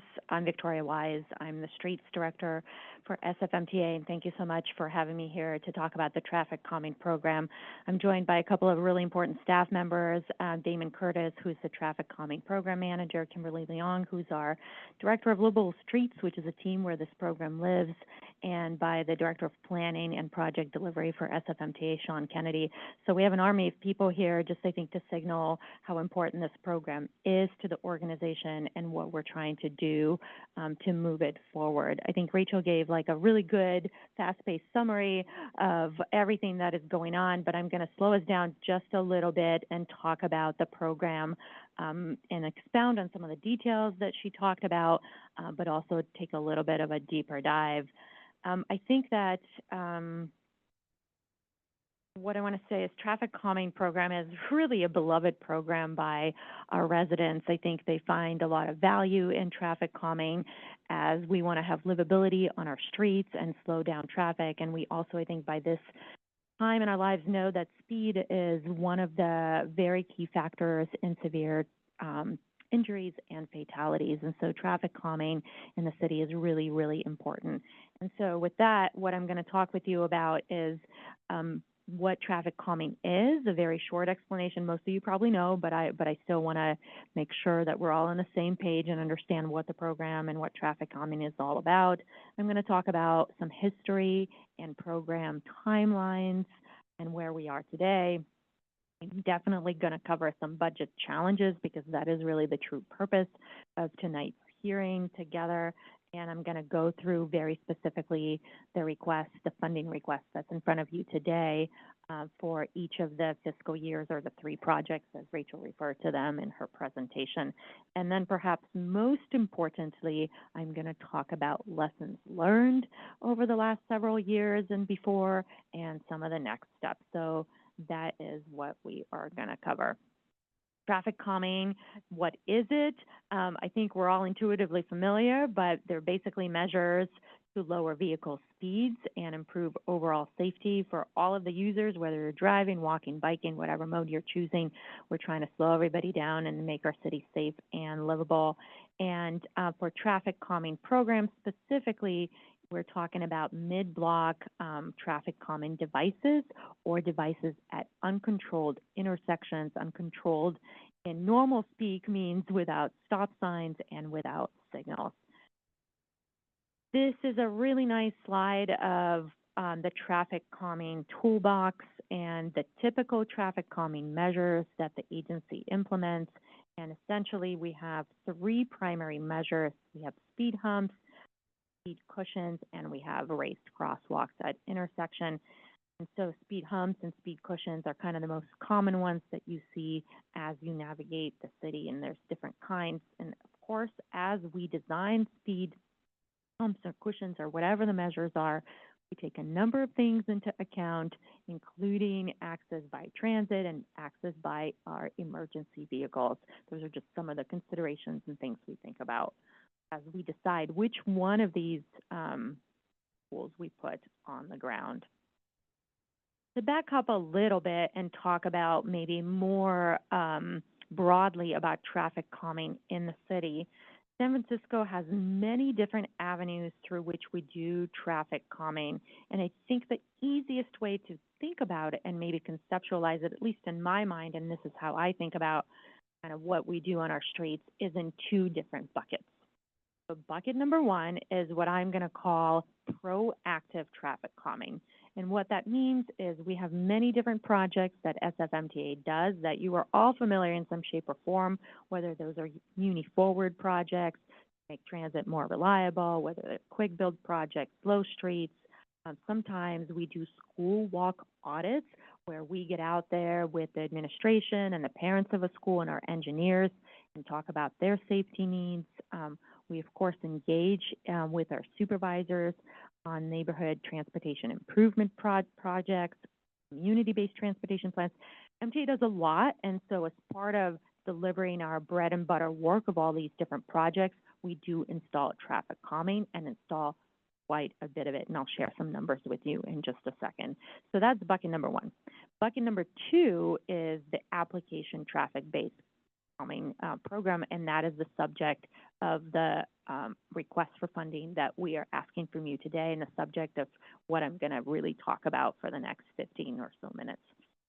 So with that, I'm going to skip the slide and come back to that one really quickly. I just wanted to share with you guys in terms of traffic calming and just how much of it we do in the city. This slide shows how many devices we have installed per fiscal year, and green, it shows the proactive traffic calming that we've installed, and that's what I've been just talking about and referring to as bucket number one.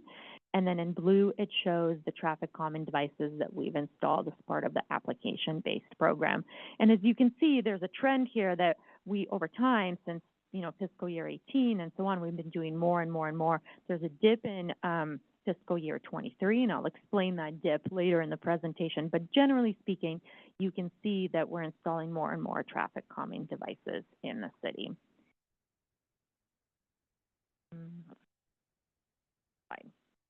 So I do want to talk briefly about how the traffic calming program works. And specifically, you can think about it in three phases. So folks can apply for traffic calming on their block, and we go through three phases. Number one is evaluation. So when we receive an application, we collect data and really ascertain whether they're speeding on that street and whether the application meets criteria to be accepted into the traffic calming program. And so that takes a little bit of time. We want to make sure we do the proper data collection to figure out what's going on. Then we do the design phase, and that's exactly what it sounds like. We put pen to paper and we decide which traffic calming measure we need to put on, how many, where exactly, and we go through the review and approval process. And then finally, last but not least, is we do the construction phase, and that's where we work with Public Works to actually put the devices on the ground. One important thing, and I'll talk about this several times through the presentation, is when you apply in the past, before we hit COVID, when you applied to the program on your block, you were required to talk with your neighbors and to get more than half of your block, more than 50% of your block to support the traffic calming application. That's no longer the case, and that's will be one of the reasons that I'll talk to you about some of the backlog that we're experiencing in just a minute, but I wanted to highlight that used to be the requirement and no longer is so. To back up a little bit, the traffic calming program, just to put it in that larger context, it is 25 years old. The program started back in 2000, and we developed guidelines, and formal traffic calming program was established with a half-cent sales tax funding. And at that time, we were doing area-wide traffic calming programs. So we'd look at a whole neighborhood, and we'd put in some traffic calming, and it was a way to socialize San Franciscans to what traffic calming is and how it worked. And then in 2013, we created an annual application-based program on a block-specific level, and that's probably, for most of us, what we are most familiar with and what we hear about the most. And so in a block, like I mentioned, you could apply for a speed hump, essentially, provided more than half of your block agreed. 10 years after that, we decided to shift to a different model because the way it had worked is you would apply annually and we would review the application, that planning process, and we would design it, construct it, and it would take some time for people to hear back after the application, like, did I get accepted? Are we going to get a traffic device on our block, and so on and so forth. And we thought that for efficiency purposes and to really be more customer service friendly, if you would, because I definitely strive for that, as does the rest of my team, we decided to go into a rolling program and do evaluations quarterly. So the thought behind that was, okay, someone's gonna put in an application and we're gonna do planning for it. Then it's gonna get in design, but then we're gonna get, rolling applications like another one on a quarterly basis, have that being planning, this one being design, this one being construction, and so have that kind of a rolling stream in the hopes that we would be able to deliver the program more efficiently and more effectively. And where we are today, and what I want to share with you today, is that what I'd like to do is take a pause on the application-based traffic calming program and really reevaluate it. Like, I want to take a minute, I want to take a beat to think about how this program fits within the larger work that SFMTA is doing proactively on the project. And at the same time, I really want to address the backlog that we have of traffic calming devices. So speaking of that backlog, I want to share with you what has happened since COVID and maybe a little bit as a result of COVID. So essentially, starting in, really in March of 2020, when that pandemic hit and when we all got that order to stay at home, we waived the petition requirement for you to obtain signatures from the majority of your block.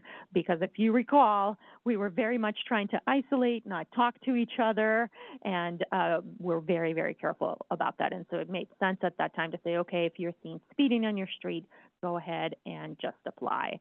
And I think, frankly, what also happened is people were staying home and working at home a lot at that time.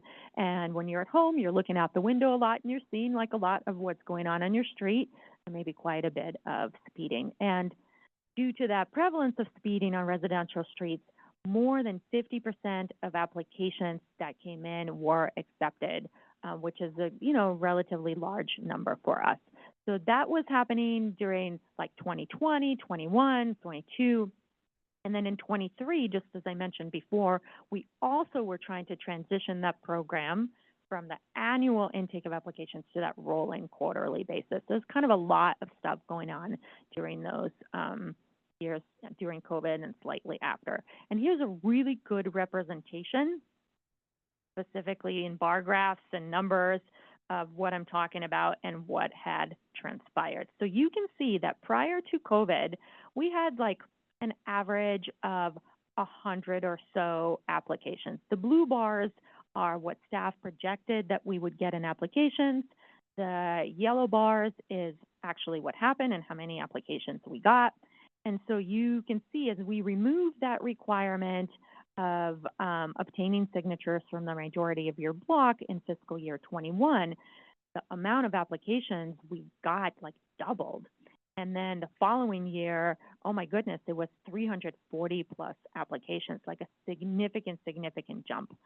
And then fiscal year 23, we paused the program to shift from that annual application process to the rolling quarterly one that Rachel alluded to. And we told everyone, please, like, don't apply. We gotta really, shift gears and try something different. But to San Francisco's innovative ingenuity credit, they found applications maybe prior online or had printed them before or what have you, and applied anyway, literally bringing us physical applications to our headquarters just down the street or emailing them and whatnot. And I'll be honest with you, I understand people, on your street are speeding and you want traffic calming. I get that. And I think the agency made a decision at that time to just, accept applications and not say like, never mind, we rejected, like I comply next year, submit it again. It just seemed like bureaucracy, like unnecessary bureaucracy in customer service. So we just accepted the almost 90 applications, even though we asked for folks to take a pause. This next slide is about applications that are accepted. So that's a little bit different. We receive a lot, we do the speed studies, and we only accept, the ones where we are seeing a problem on the street. And so these numbers are smaller, but the trend, and that's what I want to draw your attention to, the trend is the same. And what you're seeing is right after the pandemic happens, we're seeing an incredible increase in applications to the SFMTA. So with that, let me talk about costs, because that's a really important component of this conversation. And the reason we're in front of you today is because we need additional resources to complete the traffic calming from prior years. You can clearly see through the bar charts that I just showed you that we have a significant backlog that we need to get through, because I really want to be clear, like I want to deliver on the commitments that this agency has made on traffic calming, and it's really important that we deliver on that. And so some of the budget challenges that we have had are the increased demand that I just talked about, like there's just more applications. And in the past, the way that we've addressed some of that is by supplementing the funding that we got from the TA with SFMTA money, one-time sources, for example, like the COVID relief that we got from the federal government. We use that, and we use that to help fund this increased volume of applications that we got. What I will say and what I will own is I think we didn't do a good job communicating back to the Transportation Authority staff and to this body and generally to the commission about the fact that we were supplementing the money that was coming from this body with our own MTA one-time source funds, and that the program was actually costing significantly more because we were having this increase in applications. And so that is a lesson learned, and moving forward, you'll see some of the special conditions that Rachel talked about in terms of keeping everybody up to speed on the monthly reporting and monthly meetings about the cost of the program and, what it really is taking to deliver on the commitments that we have made.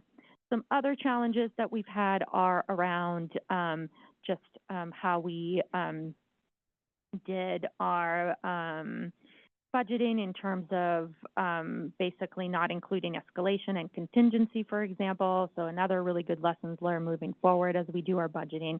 And last but not least, this is not news to anyone in this room because we have all bought eggs at a very high price. Like inflation is high. And when you think about the construction industry in particular, inflation is at 30%, so even higher than food.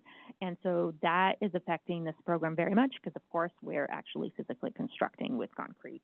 Not to mention, naturally, labor costs have gone up over time and will continue to go up as well. So these are just some of the budget challenges that we are facing, again, as a result of some of that backlog, as a result of inflation. And in the past, MTA just was able to supplement with one-time funds. And I am pretty certain every single one of you in this room knows that this agency is facing a pretty massive budget deficit next fiscal year, and so we're just no longer able to kind of supplement into the program.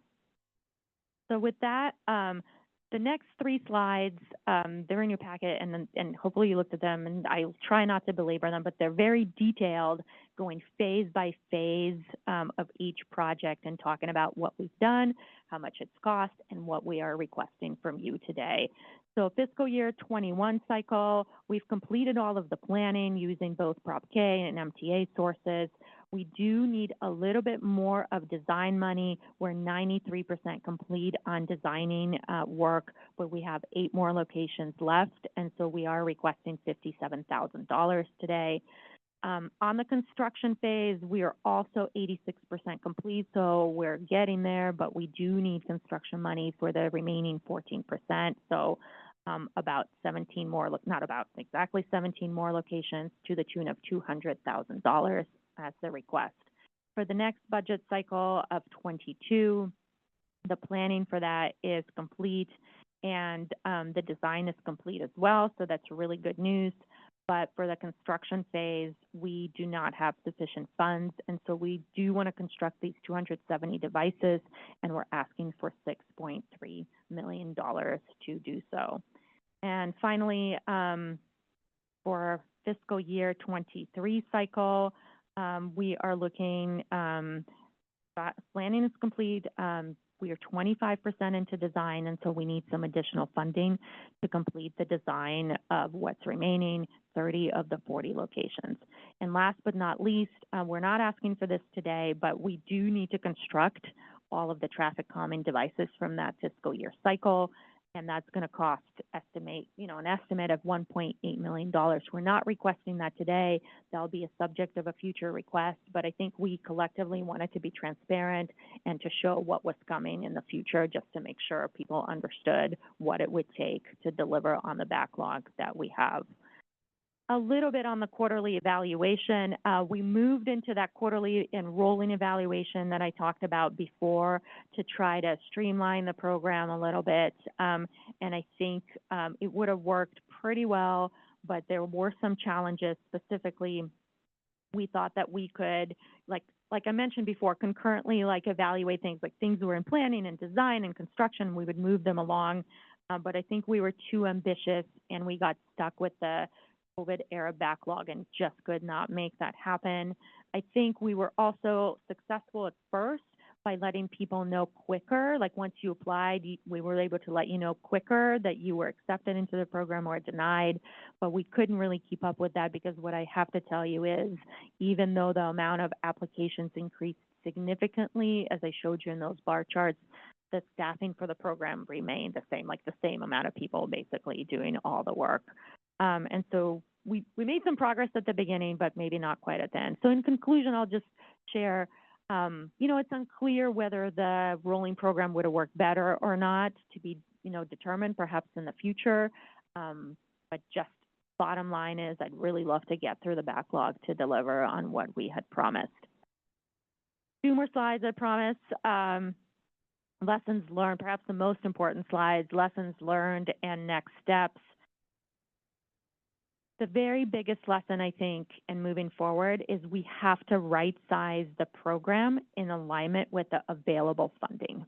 Like, we can only do as many traffic calming devices as the city has funding to do, and that is the responsible way to run our government, and that is what we should be doing moving forward. So that is lesson number 1.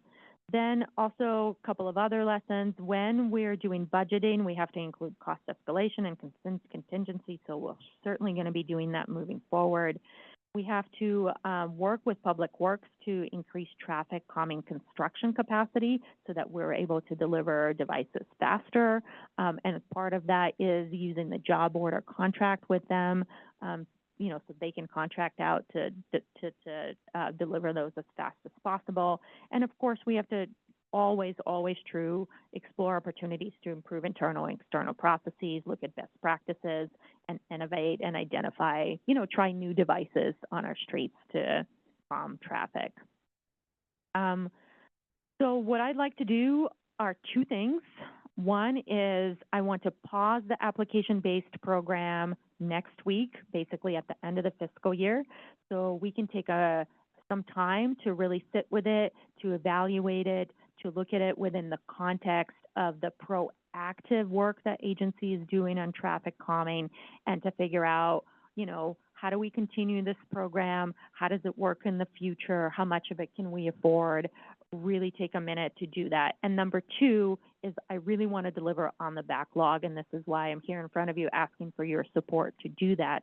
It's really important, I think, that we follow through on the commitments we've made in accepting the traffic calming applications to our residents of San Francisco. And then it goes without saying that we will be providing progress updates both to this body coming back to you in September and to the commission in 2025, and of course having monthly meetings with the TA staff. So with that, thank you so much for bearing with me as I've unpacked what has happened. I appreciate your attention very much, and me, Rachel, and my staff are here to answer. and I would be remiss not to say a huge thank you to staff and to Anna Lafort in particular, who's worked with us diligently for the last several months, really, really hard to bring this item to you. Thank you both so much for the presentation and for being here with us. Vice Chair Daniels. Oh, thank you. Thank you for your presentation. I just have some questions around the, because from your presentation, it seems like when the MTA decided in 2020 to waive the petition requirements, that was a bad idea. It seems like that was kind of like a guardrail, like making applicants actually talk to their neighbors to make sure that it's something that the whole entire street wants, and it's not just one person who kind of, you know how you have those people on your block that are like the block police and they over talk everyone. So I'm just concerned about that because it seems that the program with waiving that requirement has become very fiscally irresponsible. And I'm wondering if the requirement is going to be reinstated and if there is a plan to review those applications that are still out there that you're planning to actually do the work for to ensure that they talk to their neighbors, because we're not in COVID anymore. And given that this budget in our city is horrible, people are losing their jobs. I'm sorry, I will disclose, I work for a labor union where people are losing their jobs. People at DP, at MTA are actually losing their jobs. So I don't know that we should just be spending millions of dollars when we see that this is like a hairball. So I'm excited about the project being paused, but my question is the requirement coming back? Because it seemed to have been twofold. One, to make sure that there's community outreach, and two, to like put some type of guardrail in place to make sure that the applications are not getting tremendously out of the way, which is where they are right now. Thank you.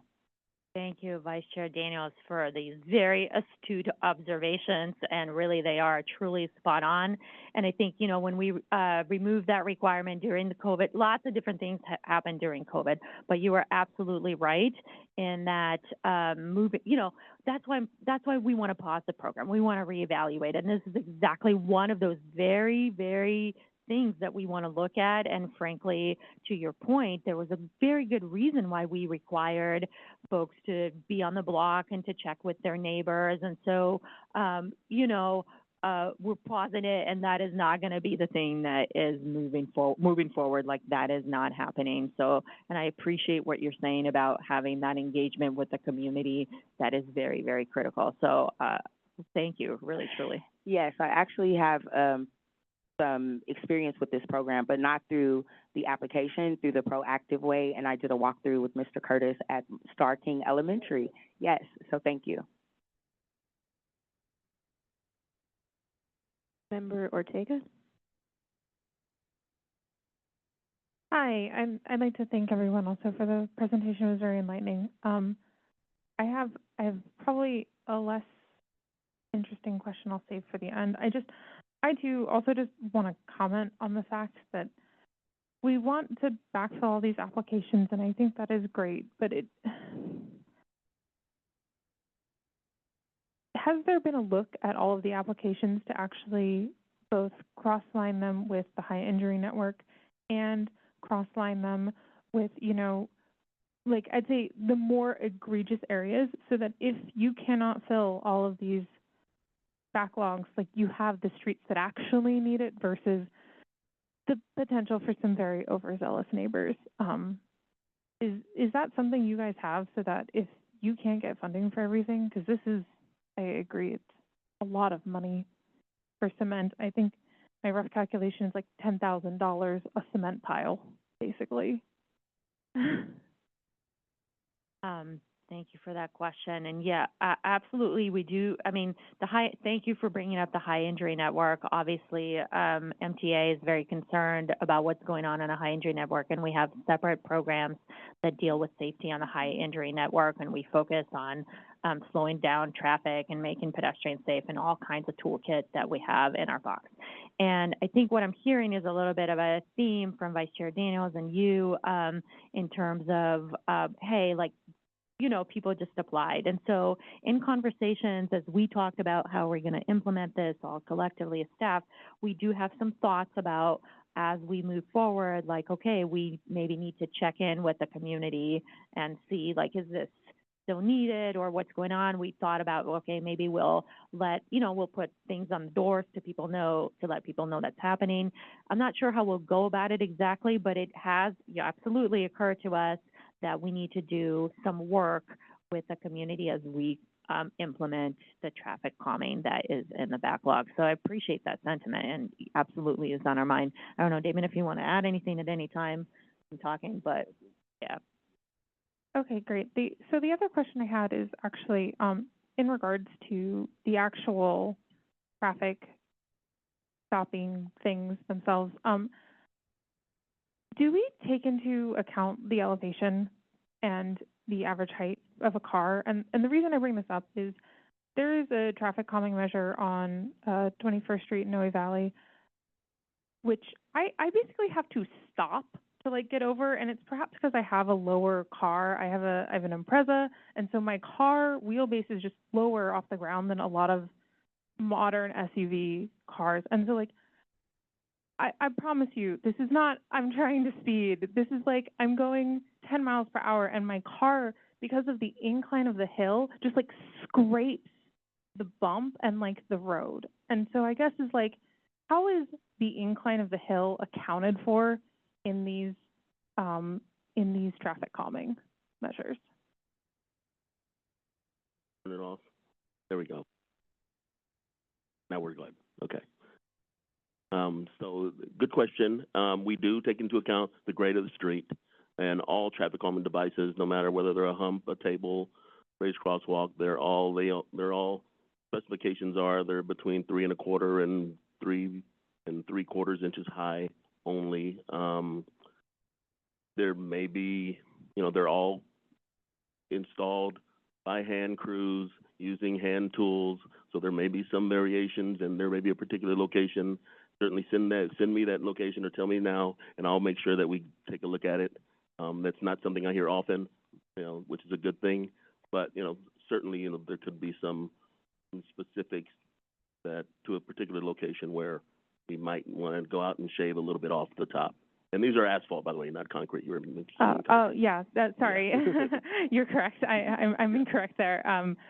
Just I guess like I assume concrete on the road, probably an old phrase. Yeah, I can provide the details. And I think it's like one of those things too where I noticed like a car that has a higher and we've talked about this before in other things about how like the average height of a car is getting much taller, which is actually more dangerous to pedestrians, and like this is actually pretty bad. And so like I have a very short car because I have a short garage and that's where it can live.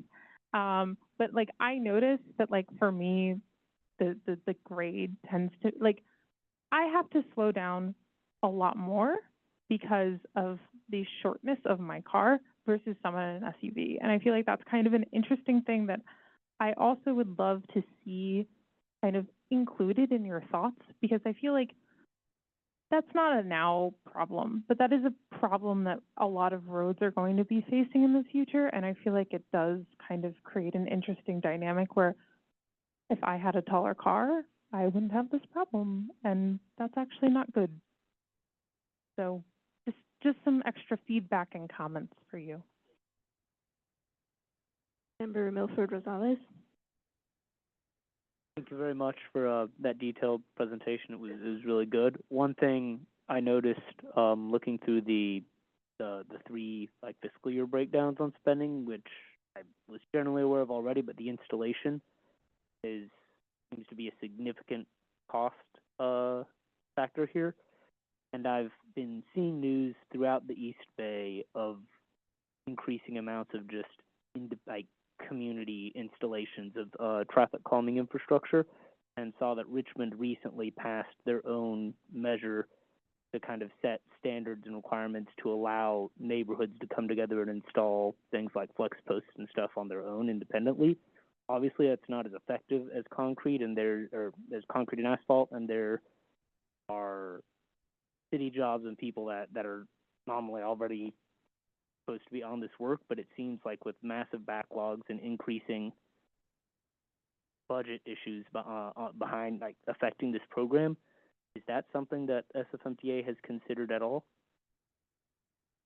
Thank you for that question. It's something that certainly I've been asked about a couple times, even around installation of daylighting, for example, things like that. So it's been brought to my attention, and I appreciate you raising it here. I think I definitely have some concerns around that, especially around making sure that the device is proper, that it's properly installed and doesn't cause hazard. There are, these are trades and professional people that do that for a reason.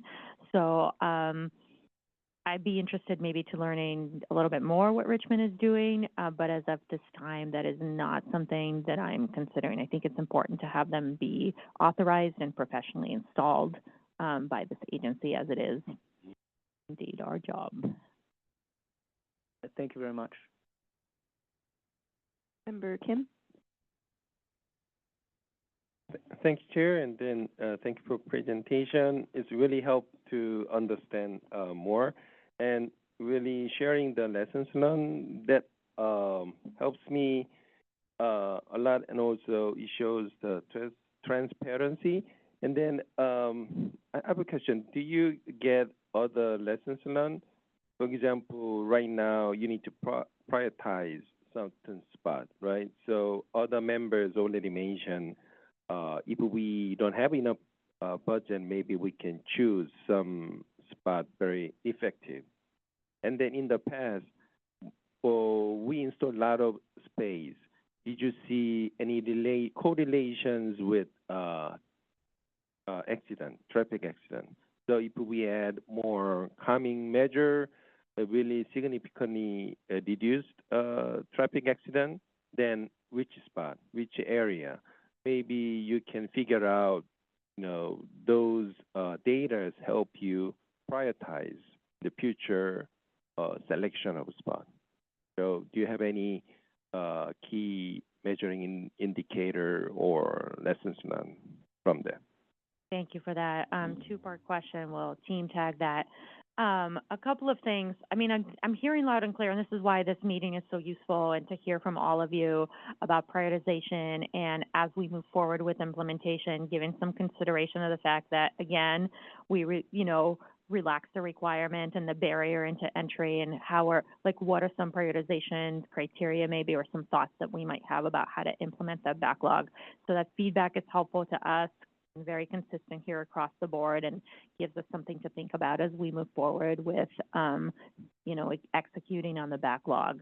I think the other question was about using data. I'll speak broadly, just generally. I mean, this is why we are super data focused at SFMTA and data driven, which is why we have the high injury network, which is 12% of streets where 68% of injuries and fatalities happen. And we actually devote a lot of resources to implementing safety measures at locations that we know where crashes happen. So that is generally. I don't know, Damon, if you want to add anything specifically as it relates to the traffic calming program and the reduction in speeding that we have measured and observed as a result of our work. Thank you for that. Yes, I will just add that. So as Victoria mentioned, we have the high injury network. That's where crashes, that's where we're focusing on eliminating crashes and the causes of crashes. For the application-based traffic calming program, we're dealing with residential streets, right? There's not typically a lot of crashes that occur, but there is speeding, and speeding has a significant impact on the effect of a crash when they do occur, even though they're few and far between. So we do have data that shows where we install speed humps, speed cushions. We see the speeds go down below the posted speed limit, below 25 miles an hour, and that's for both types of devices, both for humps and cushions. We also see a significant reduction, almost an elimination of what we call excessive speeding, which is people going over 30 miles an hour on a 25 mile an hour residential street. So we do have data that shows that what we're doing is effective and it's making an impact. And I would just say that it's this application-based program, this is bucket 2, right? This is the supplement to the proactive work that we're doing on the high energy network. Thank you for question. Can I ask you though, just my personal curiosity, how to measure those speed reduction? Normally, there's multiple ways, and then, this is a residential area. I know any main corridor, there's so many ways to measure, but in typically residential area, could you explain how to measure speed? Yeah, we contract out our data collection primarily, and we use speed tubes. So our consultant will put tubes across the street, stretch them across the roadway, and measure the speed and volume of traffic that goes along the street. And typically, our studies are done for a 48-hour period, continuous. Okay, thank you. Vice Chair Daniels. This is just a clarifying question. I'm looking at the front page of the item that is before us, and this is to program 5.6 million in TNC tax funds.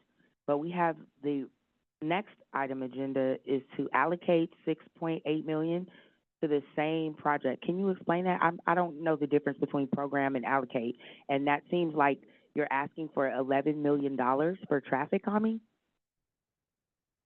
I'm going to cheat for Rachel, who's going to come up. Vice Chair, we split this into two items, so thank you for making us speak English. So programming is the first action where the CAC would approve, let's say, setting aside this money, 5.6 million, for these projects. Allocate is when your MTA is ready to ask for the money to get the green light to spend, and you approve the allocation. The number is different, Vice Chair, because we already have some money programmed for these projects and for traffic calming, but we need more.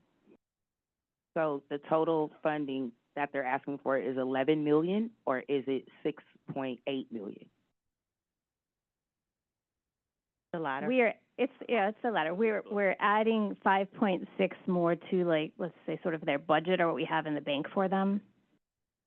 And we're gonna release it. Or I should probably say withdrawal from your ATM machine, right?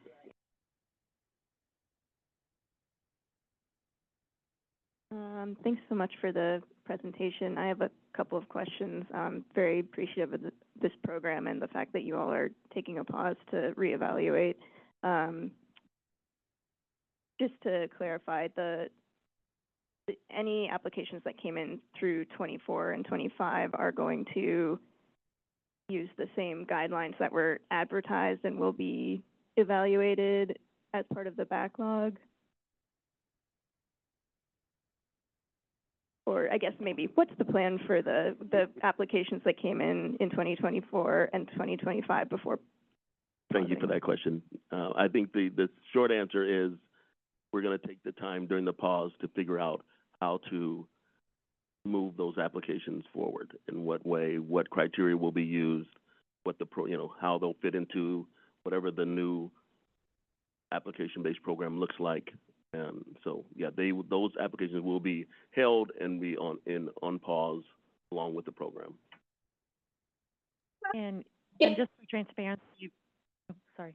Sorry, if I may, we have, this is Anna Lafort with the Transportation Authority. The Transportation Authority has already allocated over $4 million to the rolling program. And so MTA has been spending funds to evaluate at least the first 2 quarters of the 8 quarters that are in those 2 fiscal years, and has funds, whether they're sufficient, we'll be working with MTA to hear how costs are looking, because we allocated the funds in March or May of 2023, I believe.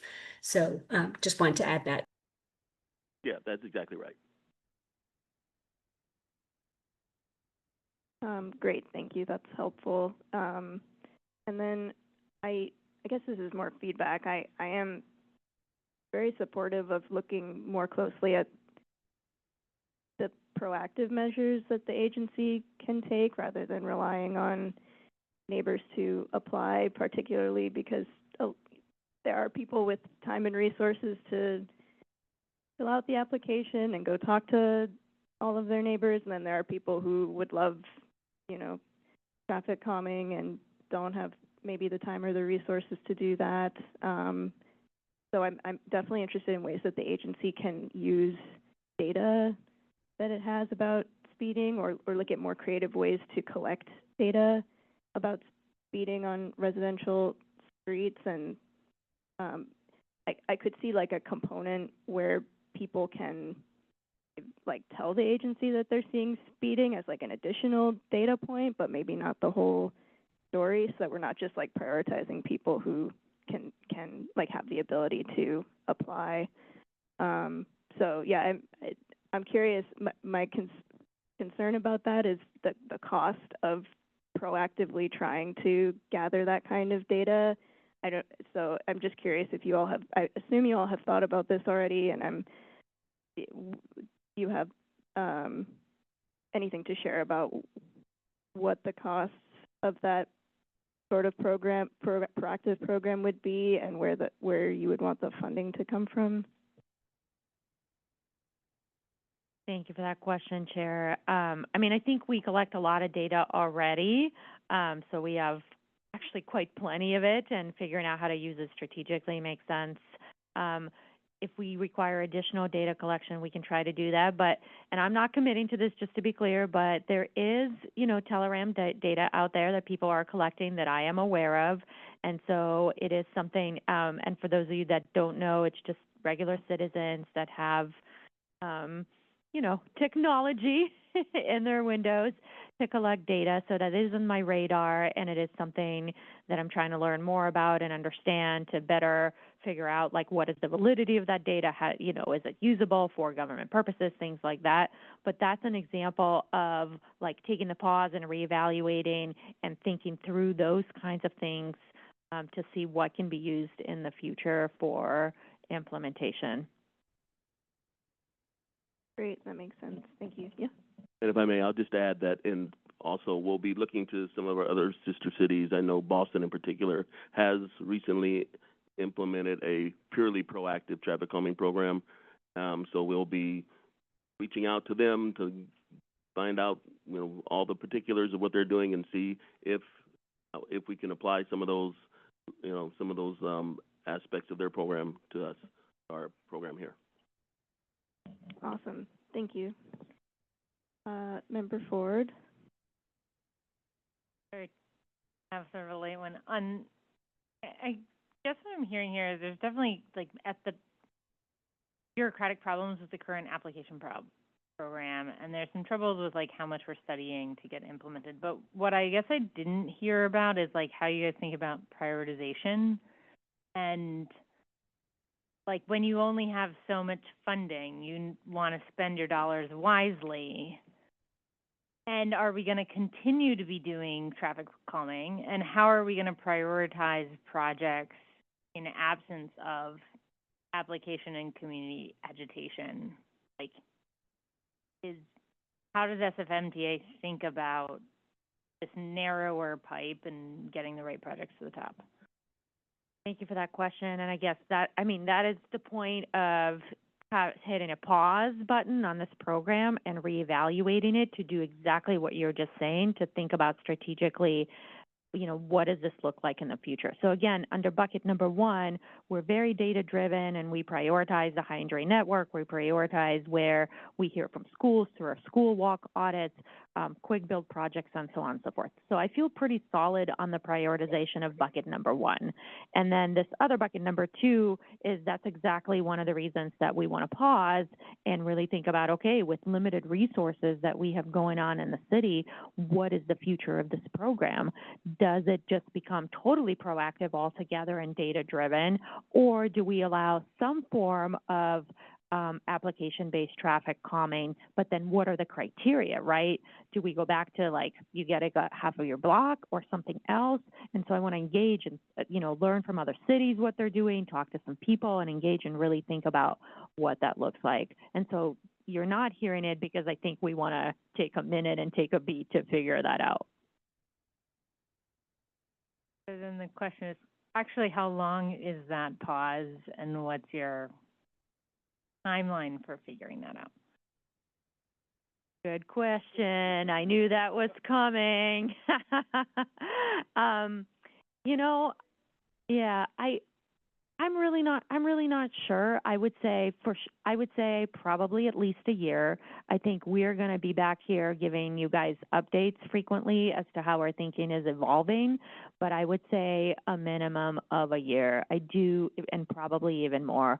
So I just want to make sure to give ourselves room to give it some deep thought and to figure it out. And again, to focus the resources on delivering on the commitments that we have already made, because as I mentioned, the team that is doing this is the exact same size as it was a while back. And to Vice Chair's point about city labor force, we are not backfilling the position. So if people leave the agency, those are staying empty because of the fiscal situation.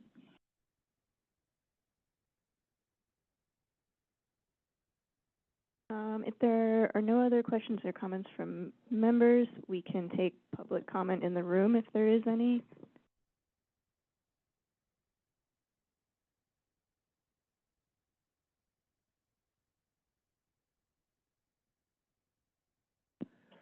Thank you. This program is an indictment of society and the reckless behavior that is being demonstrated. And looking at the lists of what has been implemented and what will be implemented, I was amazed to find that we're putting in speed cushions and all the devices on blocks that are a half a block. 23rd Street between Dolores and Fair Oaks, Bartlett to Mission.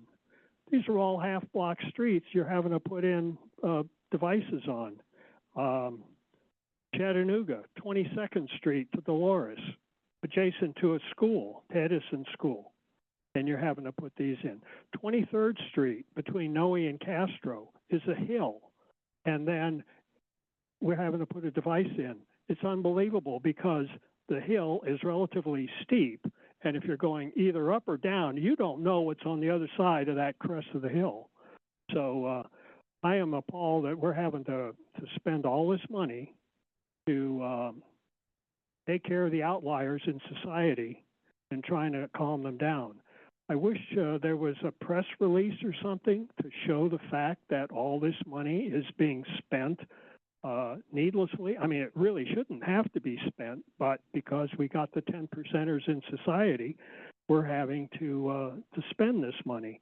And I think if a press release was issued, who knows if the 10%ers will read it or not, but at least it'll make, I think, the rest of us understand the magnitude that this money is really, in the big picture, being wasted, but we've got to do it. And it's a real tragedy that we're even having to have this conversation right now. So it concludes my comments. Thank you. Thank you for your comment. Is there any remote public comment on this item? No, there's no remote public comment for item 11. Great. May I have a motion and a second on item 11? Moved by Member Levine, seconded by Member Ng. We can also take this one, same house, same call without objection. Okay, great. Item 11 is approved. Thank you all so much again for the presentation. We'll move on to the very similar item 12. Will hopefully be very short. This is the allocation of the $6.8 million for these three same projects.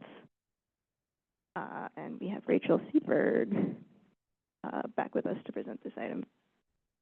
Yes, hi everyone. I'll keep this very brief. So now that we've approved the programming for the TNC tax program, I will present the action item to allocate $6.9 million in TNC tax funds to SFMTA for the three application-based residential traffic calming projects with conditions. Since, as I previously mentioned, I'll keep it short since we've already sort of touched on the background and detail in the programming item. This slide summarizes SFMTA's request to allocate $6.9 million to three application-based residential traffic calming projects As a reminder, item 11 was the programming action, and this item, item 12, is the allocation item, which seeks funds from previously programmed TNC funds. So to start, thank you again for approving the programming for these 3 traffic calming programs in the last agenda item. As a recap, this request is to allocate $255,000 for design and construction of the fiscal year 21 traffic calming program cycle. The first request would fund design and construction of 28 traffic calming devices at the last 17 locations for the fiscal year 21 traffic calming program, and MTA hopes to complete the fiscal year 21 cycle by June of 2026. The next request is to allocate $6.4 million to the fiscal year 22 traffic calming cycle and consists of the $5.1 million approved for programming in the prior item and $1.2 million in previously programmed but unallocated funds. These funds are for the construction of 270 traffic calming devices at 159 locations, and SFMTA hopes to complete this work by September of 2026. And finally, the last request is to allocate $275,000 for design only of the fiscal year 23 traffic calming cycle. This request will cover remaining design of improvements for approximately 80 individual traffic calming devices, and SFMTA expects to seek additional TNC funds for construction once design is complete. As a reminder, this allocation request is conditioned upon SFMTA's compliance with the Enhanced Monitoring, Reporting, and Oversight Protocol. This protocol is included as attachment 5 of the allocation item in your packet. And on this slide, we have those few examples of our special conditions included in the Oversight Protocol, which were approved in the programming item. And that concludes the presentation. I'm still here to take questions as is SFMTA. So thank you so much for your time. Great, thank you for the presentation. Are there any questions or comments from members on this item?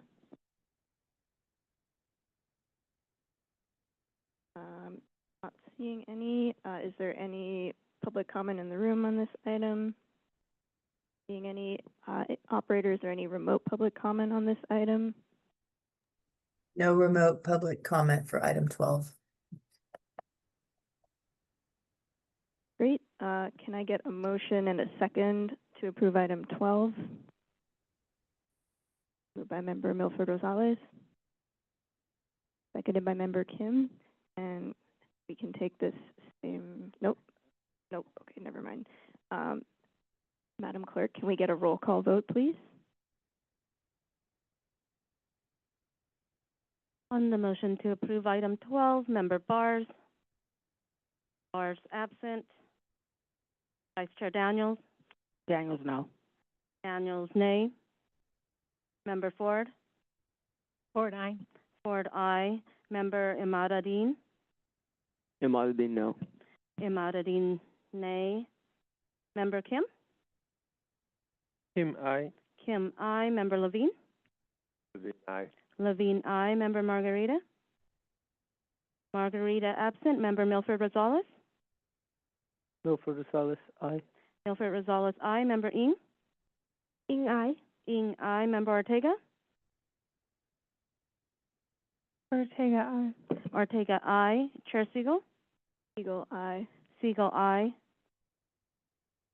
There are 7 ayes. The motion is approved. Great. Thank you so much for the presentation.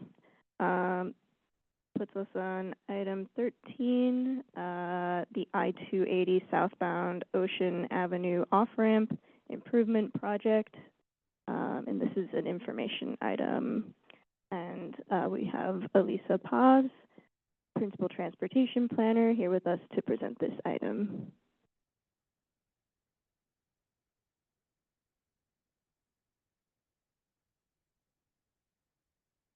Hello, everybody. I know we're late, so I'm going to try to breeze through this.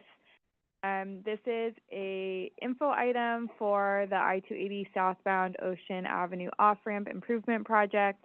The main purpose of this info item is that we're doing outreach right now, so we want to get feedback so that we can incorporate that into our upcoming work.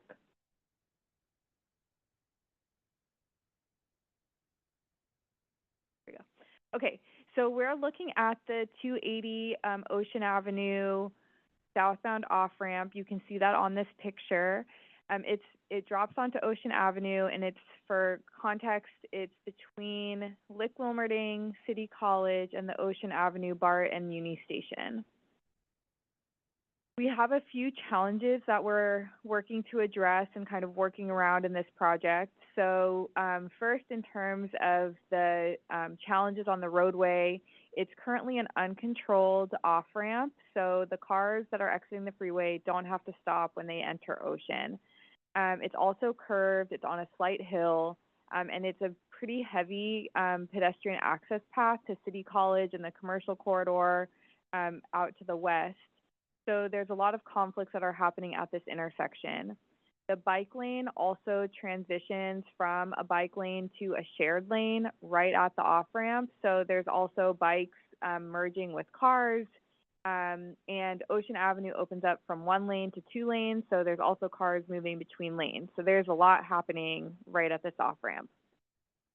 One of the main challenges with design at this location is that the Muni tracks for the K are slightly above the street level.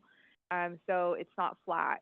And moving the Muni tracks or redesigning those or trying to lower them is very, very expensive.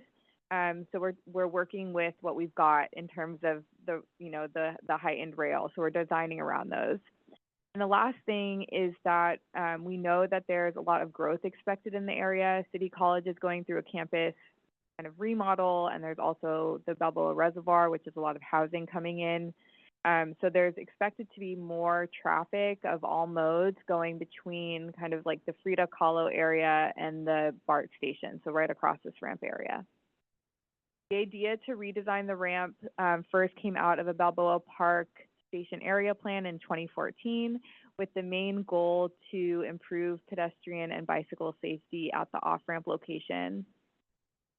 As you all, I think, are very well aware, there's been a lot of work over the past few years to identify different projects to improve connectivity, to improve safety, and just overall circulation around or on Ocean Avenue and kind of around the freeway area.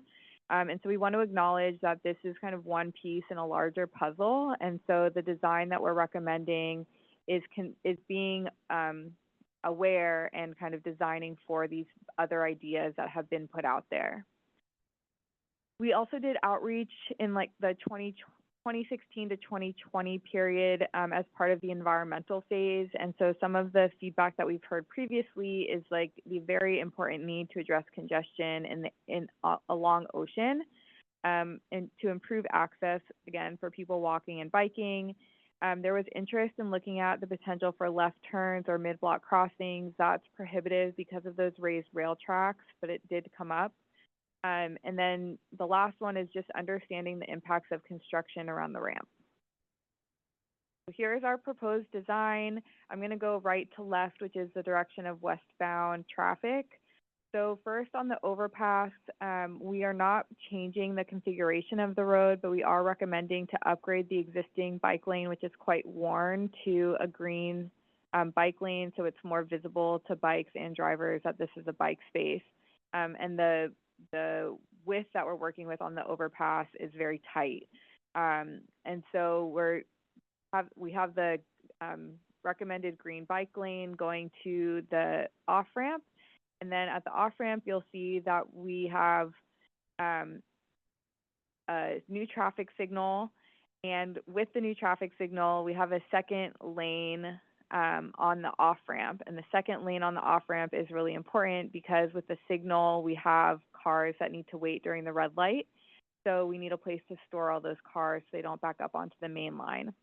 We're also proposing to improve the crosswalk, improve the curb ramps, and carry that green marking across the intersection, again, to alert drivers that this is a bike connection and give bikes kind of navigation or wayfinding to a protected bike lane that's on the street to House. So bikes would then merge into a shared lane on the other side of House. The last piece of this is a wider sidewalk, and this widened sidewalk is to match the idea to have an off-street bike and pedestrian connection all the way up to Frida Kahlo. That came out of the District 7 NTIP study that was done a couple years ago. So aligning to that future idea. We expect the construction to be between $14 and $17 million with minimal construction or minimal impact to ocean during construction. There's also likely going to be a short-term closure of the off-ramp. It's Caltrans property, and we would work with them to develop a construction plan to let folks know of any detours well in advance. And then this is my last slide. So for the project timeline, I mentioned we're doing outreach right now to get feedback on this design. We will work to refine that design and get to about close to 100% design by the end of the year. At the end of the year, that would, or once we get to 100% design, we would be able to go look for permits and funding, which would then allow us to begin construction.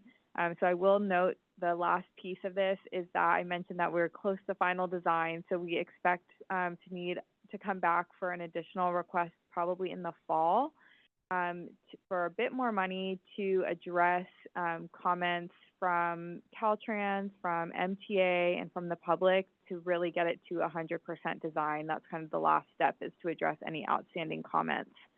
And that's the presentation, and I can take any questions. Thank you for the presentation. Member Ortega?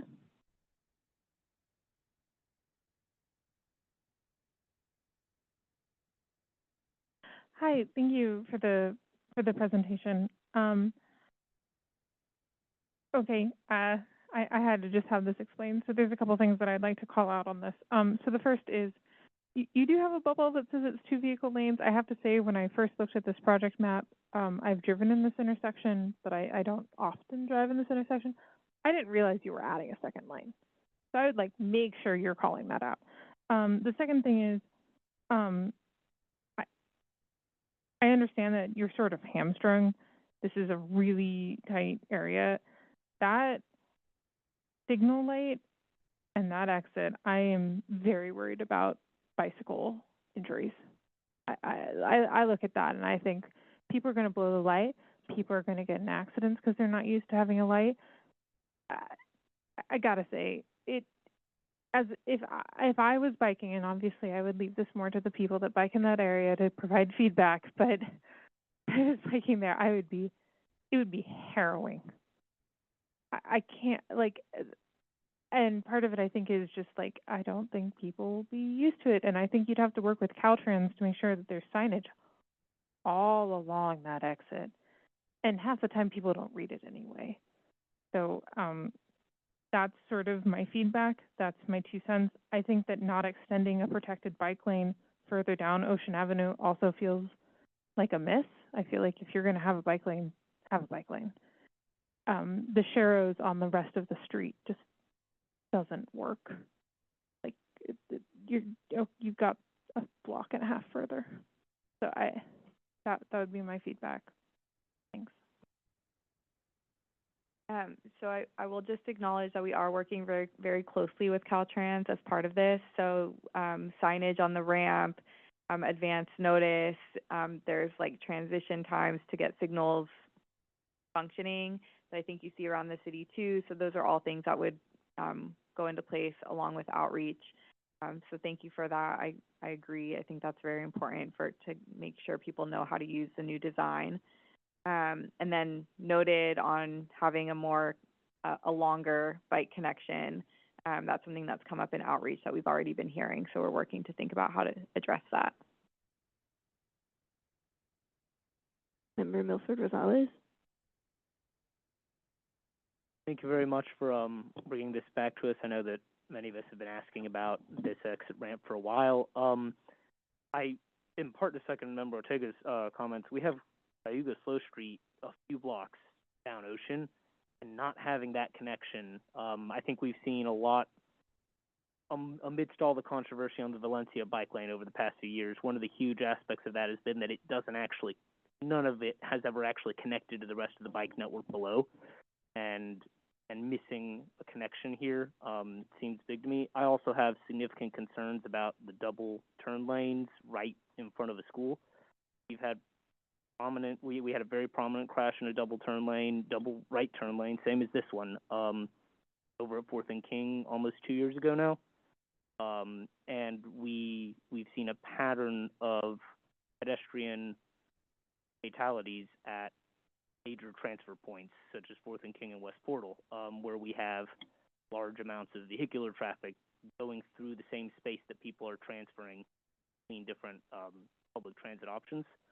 I would really hope that this project would kind of center the idea that people that are taking transit and people that are going to schools right there on foot should not, in making the choice to take transit, they shouldn't be elevating the risk of injury from regular vehicular travel, right? That's especially when you're talking about people taking like Muni and BART that are really opting out of being part of the streets. So I'd really like to see further consideration of having the double turn lane going right through a segment of unprotected bike lane that's in between well-protected stuff near schools and a slow street less than a quarter mile away. That feels like a situation where either there will be further injury that will result in further construction as a result, or it'll just be underutilized because of the fear people have of injury. Thank you for the comment. We'll make sure to consider it. If I may, Carl Holmes, Deputy Director of Capital Projects. Sorry to not be there in person. I hear both comments from both CAC members, and with regards to the 2-lane right turn, just know that we had extensive collaboration with SFMTA, and I want to thank them. I don't know if they're still in the room, but I want to thank them for all of the collaboration that we had up to this point. The angle that the right turn starts at the intersection was modified to make sure that we could better accommodate avoiding the light rail that's in the center of Ocean Avenue. And also the reason it's 2 lanes is to provide for that additional storage, because we also are aware that by having a signal, that change in behavior could provide anxiety for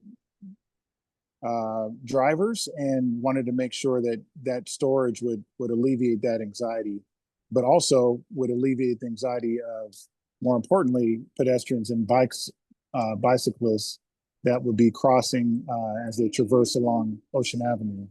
So we did take all those things in consideration, and we still hear you, and we still have to receive more comments from MTA, Public Works, and Caltrans as we are finalizing the design. But part of this is to get your feedback. So we appreciate what we're hearing and what we have yet to hear tonight at this meeting.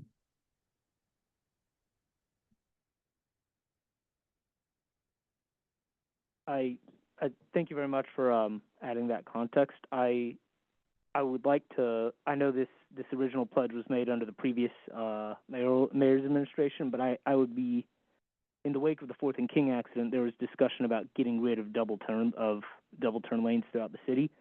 I'd be really curious to see why, or how this addition of a new double turn lane is justified in light of that. I'd also be curious to see if there's been any work on where the turn happens to try and like establish sight lines and stuff, right? Because the big danger from the double turn lane is the person on the outside of the turn having their view blocked by the driver on the inside and trying to go through anyway. So I know we don't have traffic perpendicular across the street in that location, but there could still be people trying to cross the turn lanes themselves where the car's turning, and the outside turner just can't see them. So yes, I'd like to see more information about that just as the process continues. Sure. Happy to provide. And we also we're also taking lessons learned from the Geneva work that we've done, which we presented to this CAC and also to the board, and the board approved. But providing that additional storage is essential to also preventing, or at least mitigating, the probability of rear end collisions on the highway. But our focus is pedestrian and bicycle safety. So we're taking all of that into consideration, and still believe this is a good outcome. But again, we hear you, and we can provide more information as requested. And I'll just add on to what Carl said, that the in the design process, we did with MTA closely consider the sight lines, and that's part of what landed out the angle and the proposed design.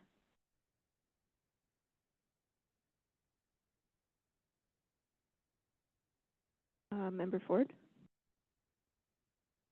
Thanks.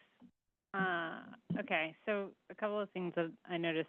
Yes, the second turn lane, which I think has there's a couple of things that are strange here. One, there's no stoplight on the Ocean Ave side, so you're going to have through, say, cyclists who don't have a red light, who are hitting a green light from the exit ramp, who don't know that the exit ramp has a green light when they hit it, nor do they know how long until the ramp gets its green light on its approach. As a cyclist, a big part of this is momentum and being able to tell 200 yards ahead of you what is the path going to be, so that you can maintain your momentum and just slow rather than come to a stop. So just that ability to give the signal to people on Ocean Ave as to what is happening here, I think is really missing.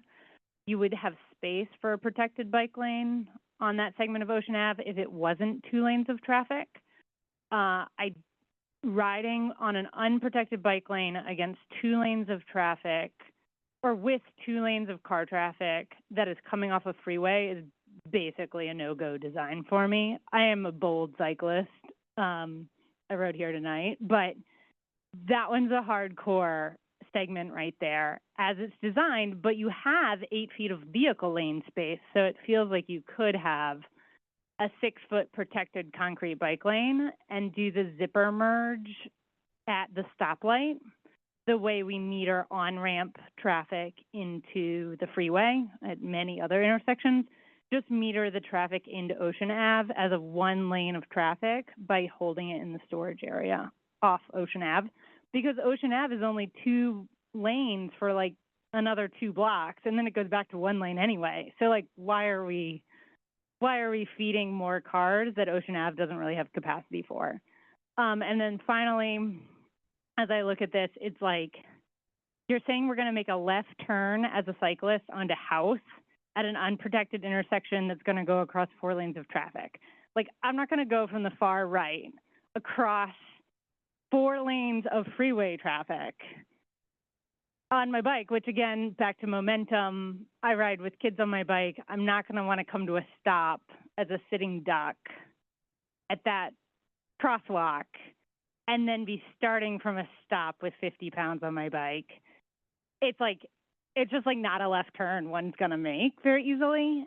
I appreciate that House is your first exit off of Ocean, which is generally my goal when I'm on Ocean on a bike, which is to get off as quickly as possible. And you have to go over that bridge because there's no other bridge for 3 miles in any direction.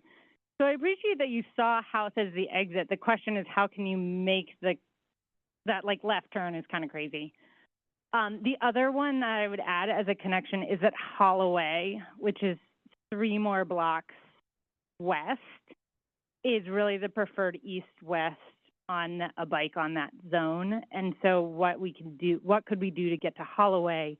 Maybe the answer isn't House, it's actually continuing the bike lane up to Harold or looks like Lee in that area.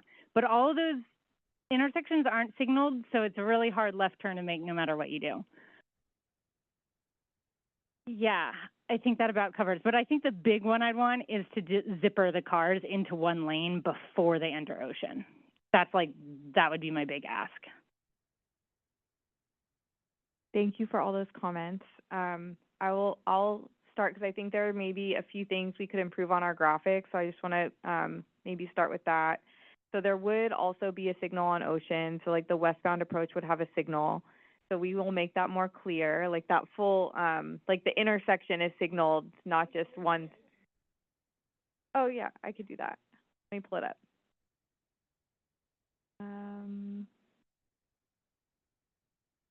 If I can figure it out. Yeah, so while it's being put up on the screen, the westbound traffic on Ocean Avenue will be stopped when there's a green light for the vehicles exiting 280. So they will have a controlled motion, that it's not just signalizing the exit off ramp, it's signalizing the westbound Ocean Avenue traffic as well. Yeah, so I have the graphic up. I think you can kind of see my cursor. Yeah, okay, cool. So there, so this whole area, like the whole intersection would be signaled. So there would also be a signal for the westbound movement. So bikes and cars would have a red light. That signal would be coordinated with the signal further to the east so that we're not like overrunning any of the Muni tracks and causing backup there.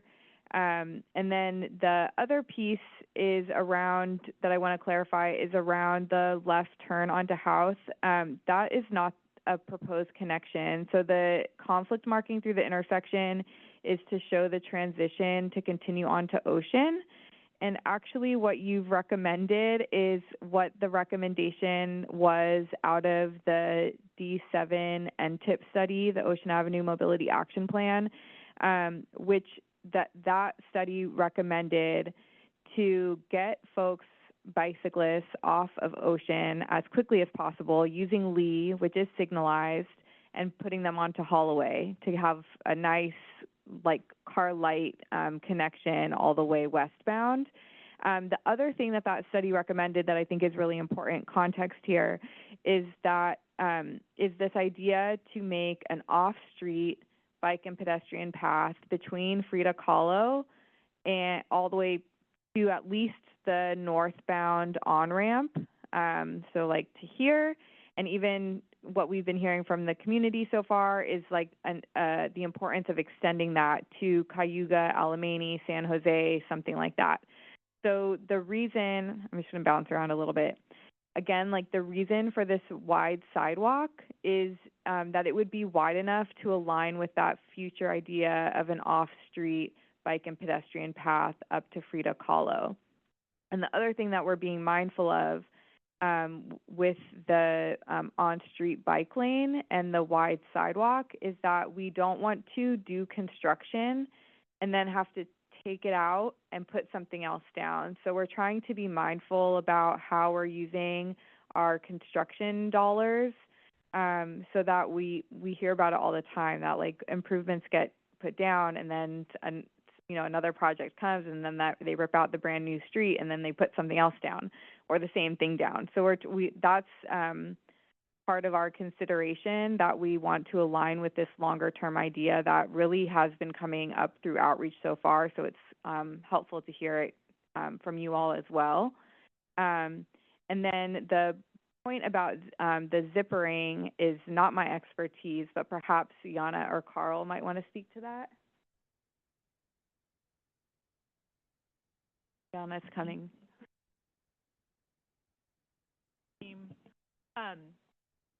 The zippering is an interesting idea, and I can understand why you want it, but we need to keep the storage, which is actually, like, there is a lot of traffic, as you know, coming off the freeway there. So if the traffic was merged down, the ramp would have to be so much longer, it would not fit into the space. So there are a lot of physical constraints that require us to keep a wider amount of lanes, but we can certainly bring this up with the designers and talk through so we can give a back distance of the ramp would be if we tried to meter that or tried to zipper them before they came onto Ocean. And the ramp would have to be bigger because fewer cars would enter Ocean in any given minute. Right. Is that right? It's like It's the same metering. The hole becomes smaller, less can flow through, and so you're going to result in a longer queue extending out onto the freeway, which is a very unsafe condition. We try to size our turn pockets so that traffic that is expected in a time period can get off of the main line. One more thing that we've heard may be confusing about the graphic is that we're not adding a second lane onto Ocean. Like, that portion of Ocean is already 2 lanes, so at the ramp it transitions from a single lane to two lanes. Right now, one of those lanes is for traffic coming off the freeway, and one of those lanes is for the Ocean Avenue traffic. But we've heard that we could maybe improve the graphic, make that more clear, that we're not changing it.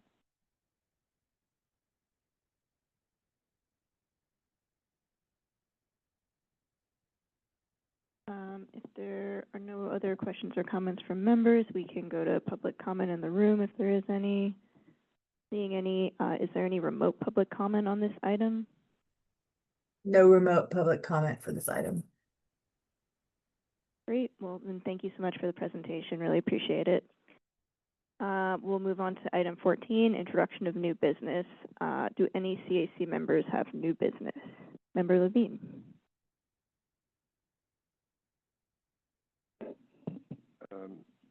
It's been quite a while since the 47 Van Ness line was completed, and this was a huge undertaking.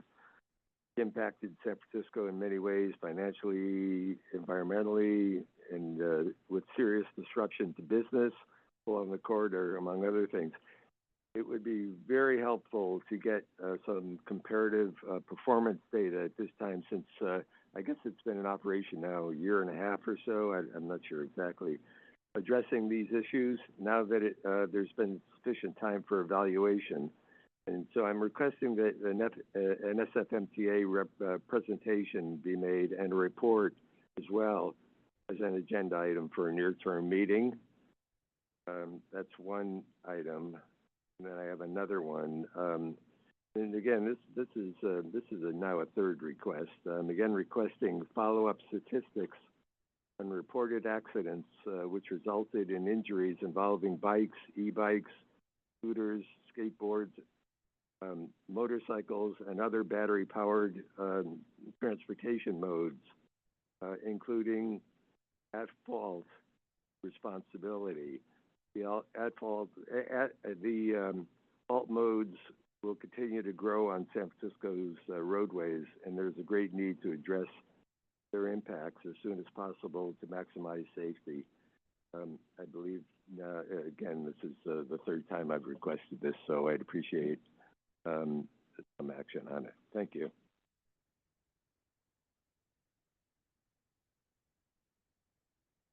If there's no other new business from other members, we can take public comment in the room on this item. Not seeing any. Operator, is there any remote public comment on new business? There's no remote public comment. Great. We'll move on to item 15, which is public comment. This is general public comment on items under the Transportation Authority CAC's purview that are not otherwise agendized at this meeting. Is there anyone in the hearing room wishing to give public comment? Yeah, general public comment, thank you. I failed to bring the newspaper article regarding my comments a couple months ago regarding the pedestrian push button, where Zuckerberg and Musk and Bezos had made comments on that. Well, as it turned out in the article, which I'll amplify next time, was that the company that ran the software had it online that was available by the government entity that was doing it, and evidently they did not properly secure it, and so they were able to get hacked. So that's a story for next time. The San Mateo, their transportation authority is authorizing over $13.5 million for shuttle program funds that's going to support 19 commuter shuttle routes in San Mateo County. that'll go from Brisbane, South San Francisco, Daly City, down to Redwood City and Millbrae. So that's that. And lastly, in Jacksonville, Florida, Nathaniel Ford, who used to be here, is running there. They hosted a conference on autonomous vehicles and transit, and they're cooperating with Florida State College in Jacksonville to develop internships and curriculum that will train future transportation leaders. So I think this is something to keep an eye on and see how that's going to happen, or whether it's going to take hold and be nationwide then. So I think that's an area that we need to take a look at, because evidently they're going to have autonomous vehicles, transit autonomous vehicles. So I know we had the loop out at Treasure Island. So this is an area that we need to be keeping an eye on. Thank you. Thank you for your comment. Operator, is there any remote public comment? There's no remote public comment. Great, thank you. That puts us on item 16, which is adjournment. This meeting is now adjourned. Thank you all.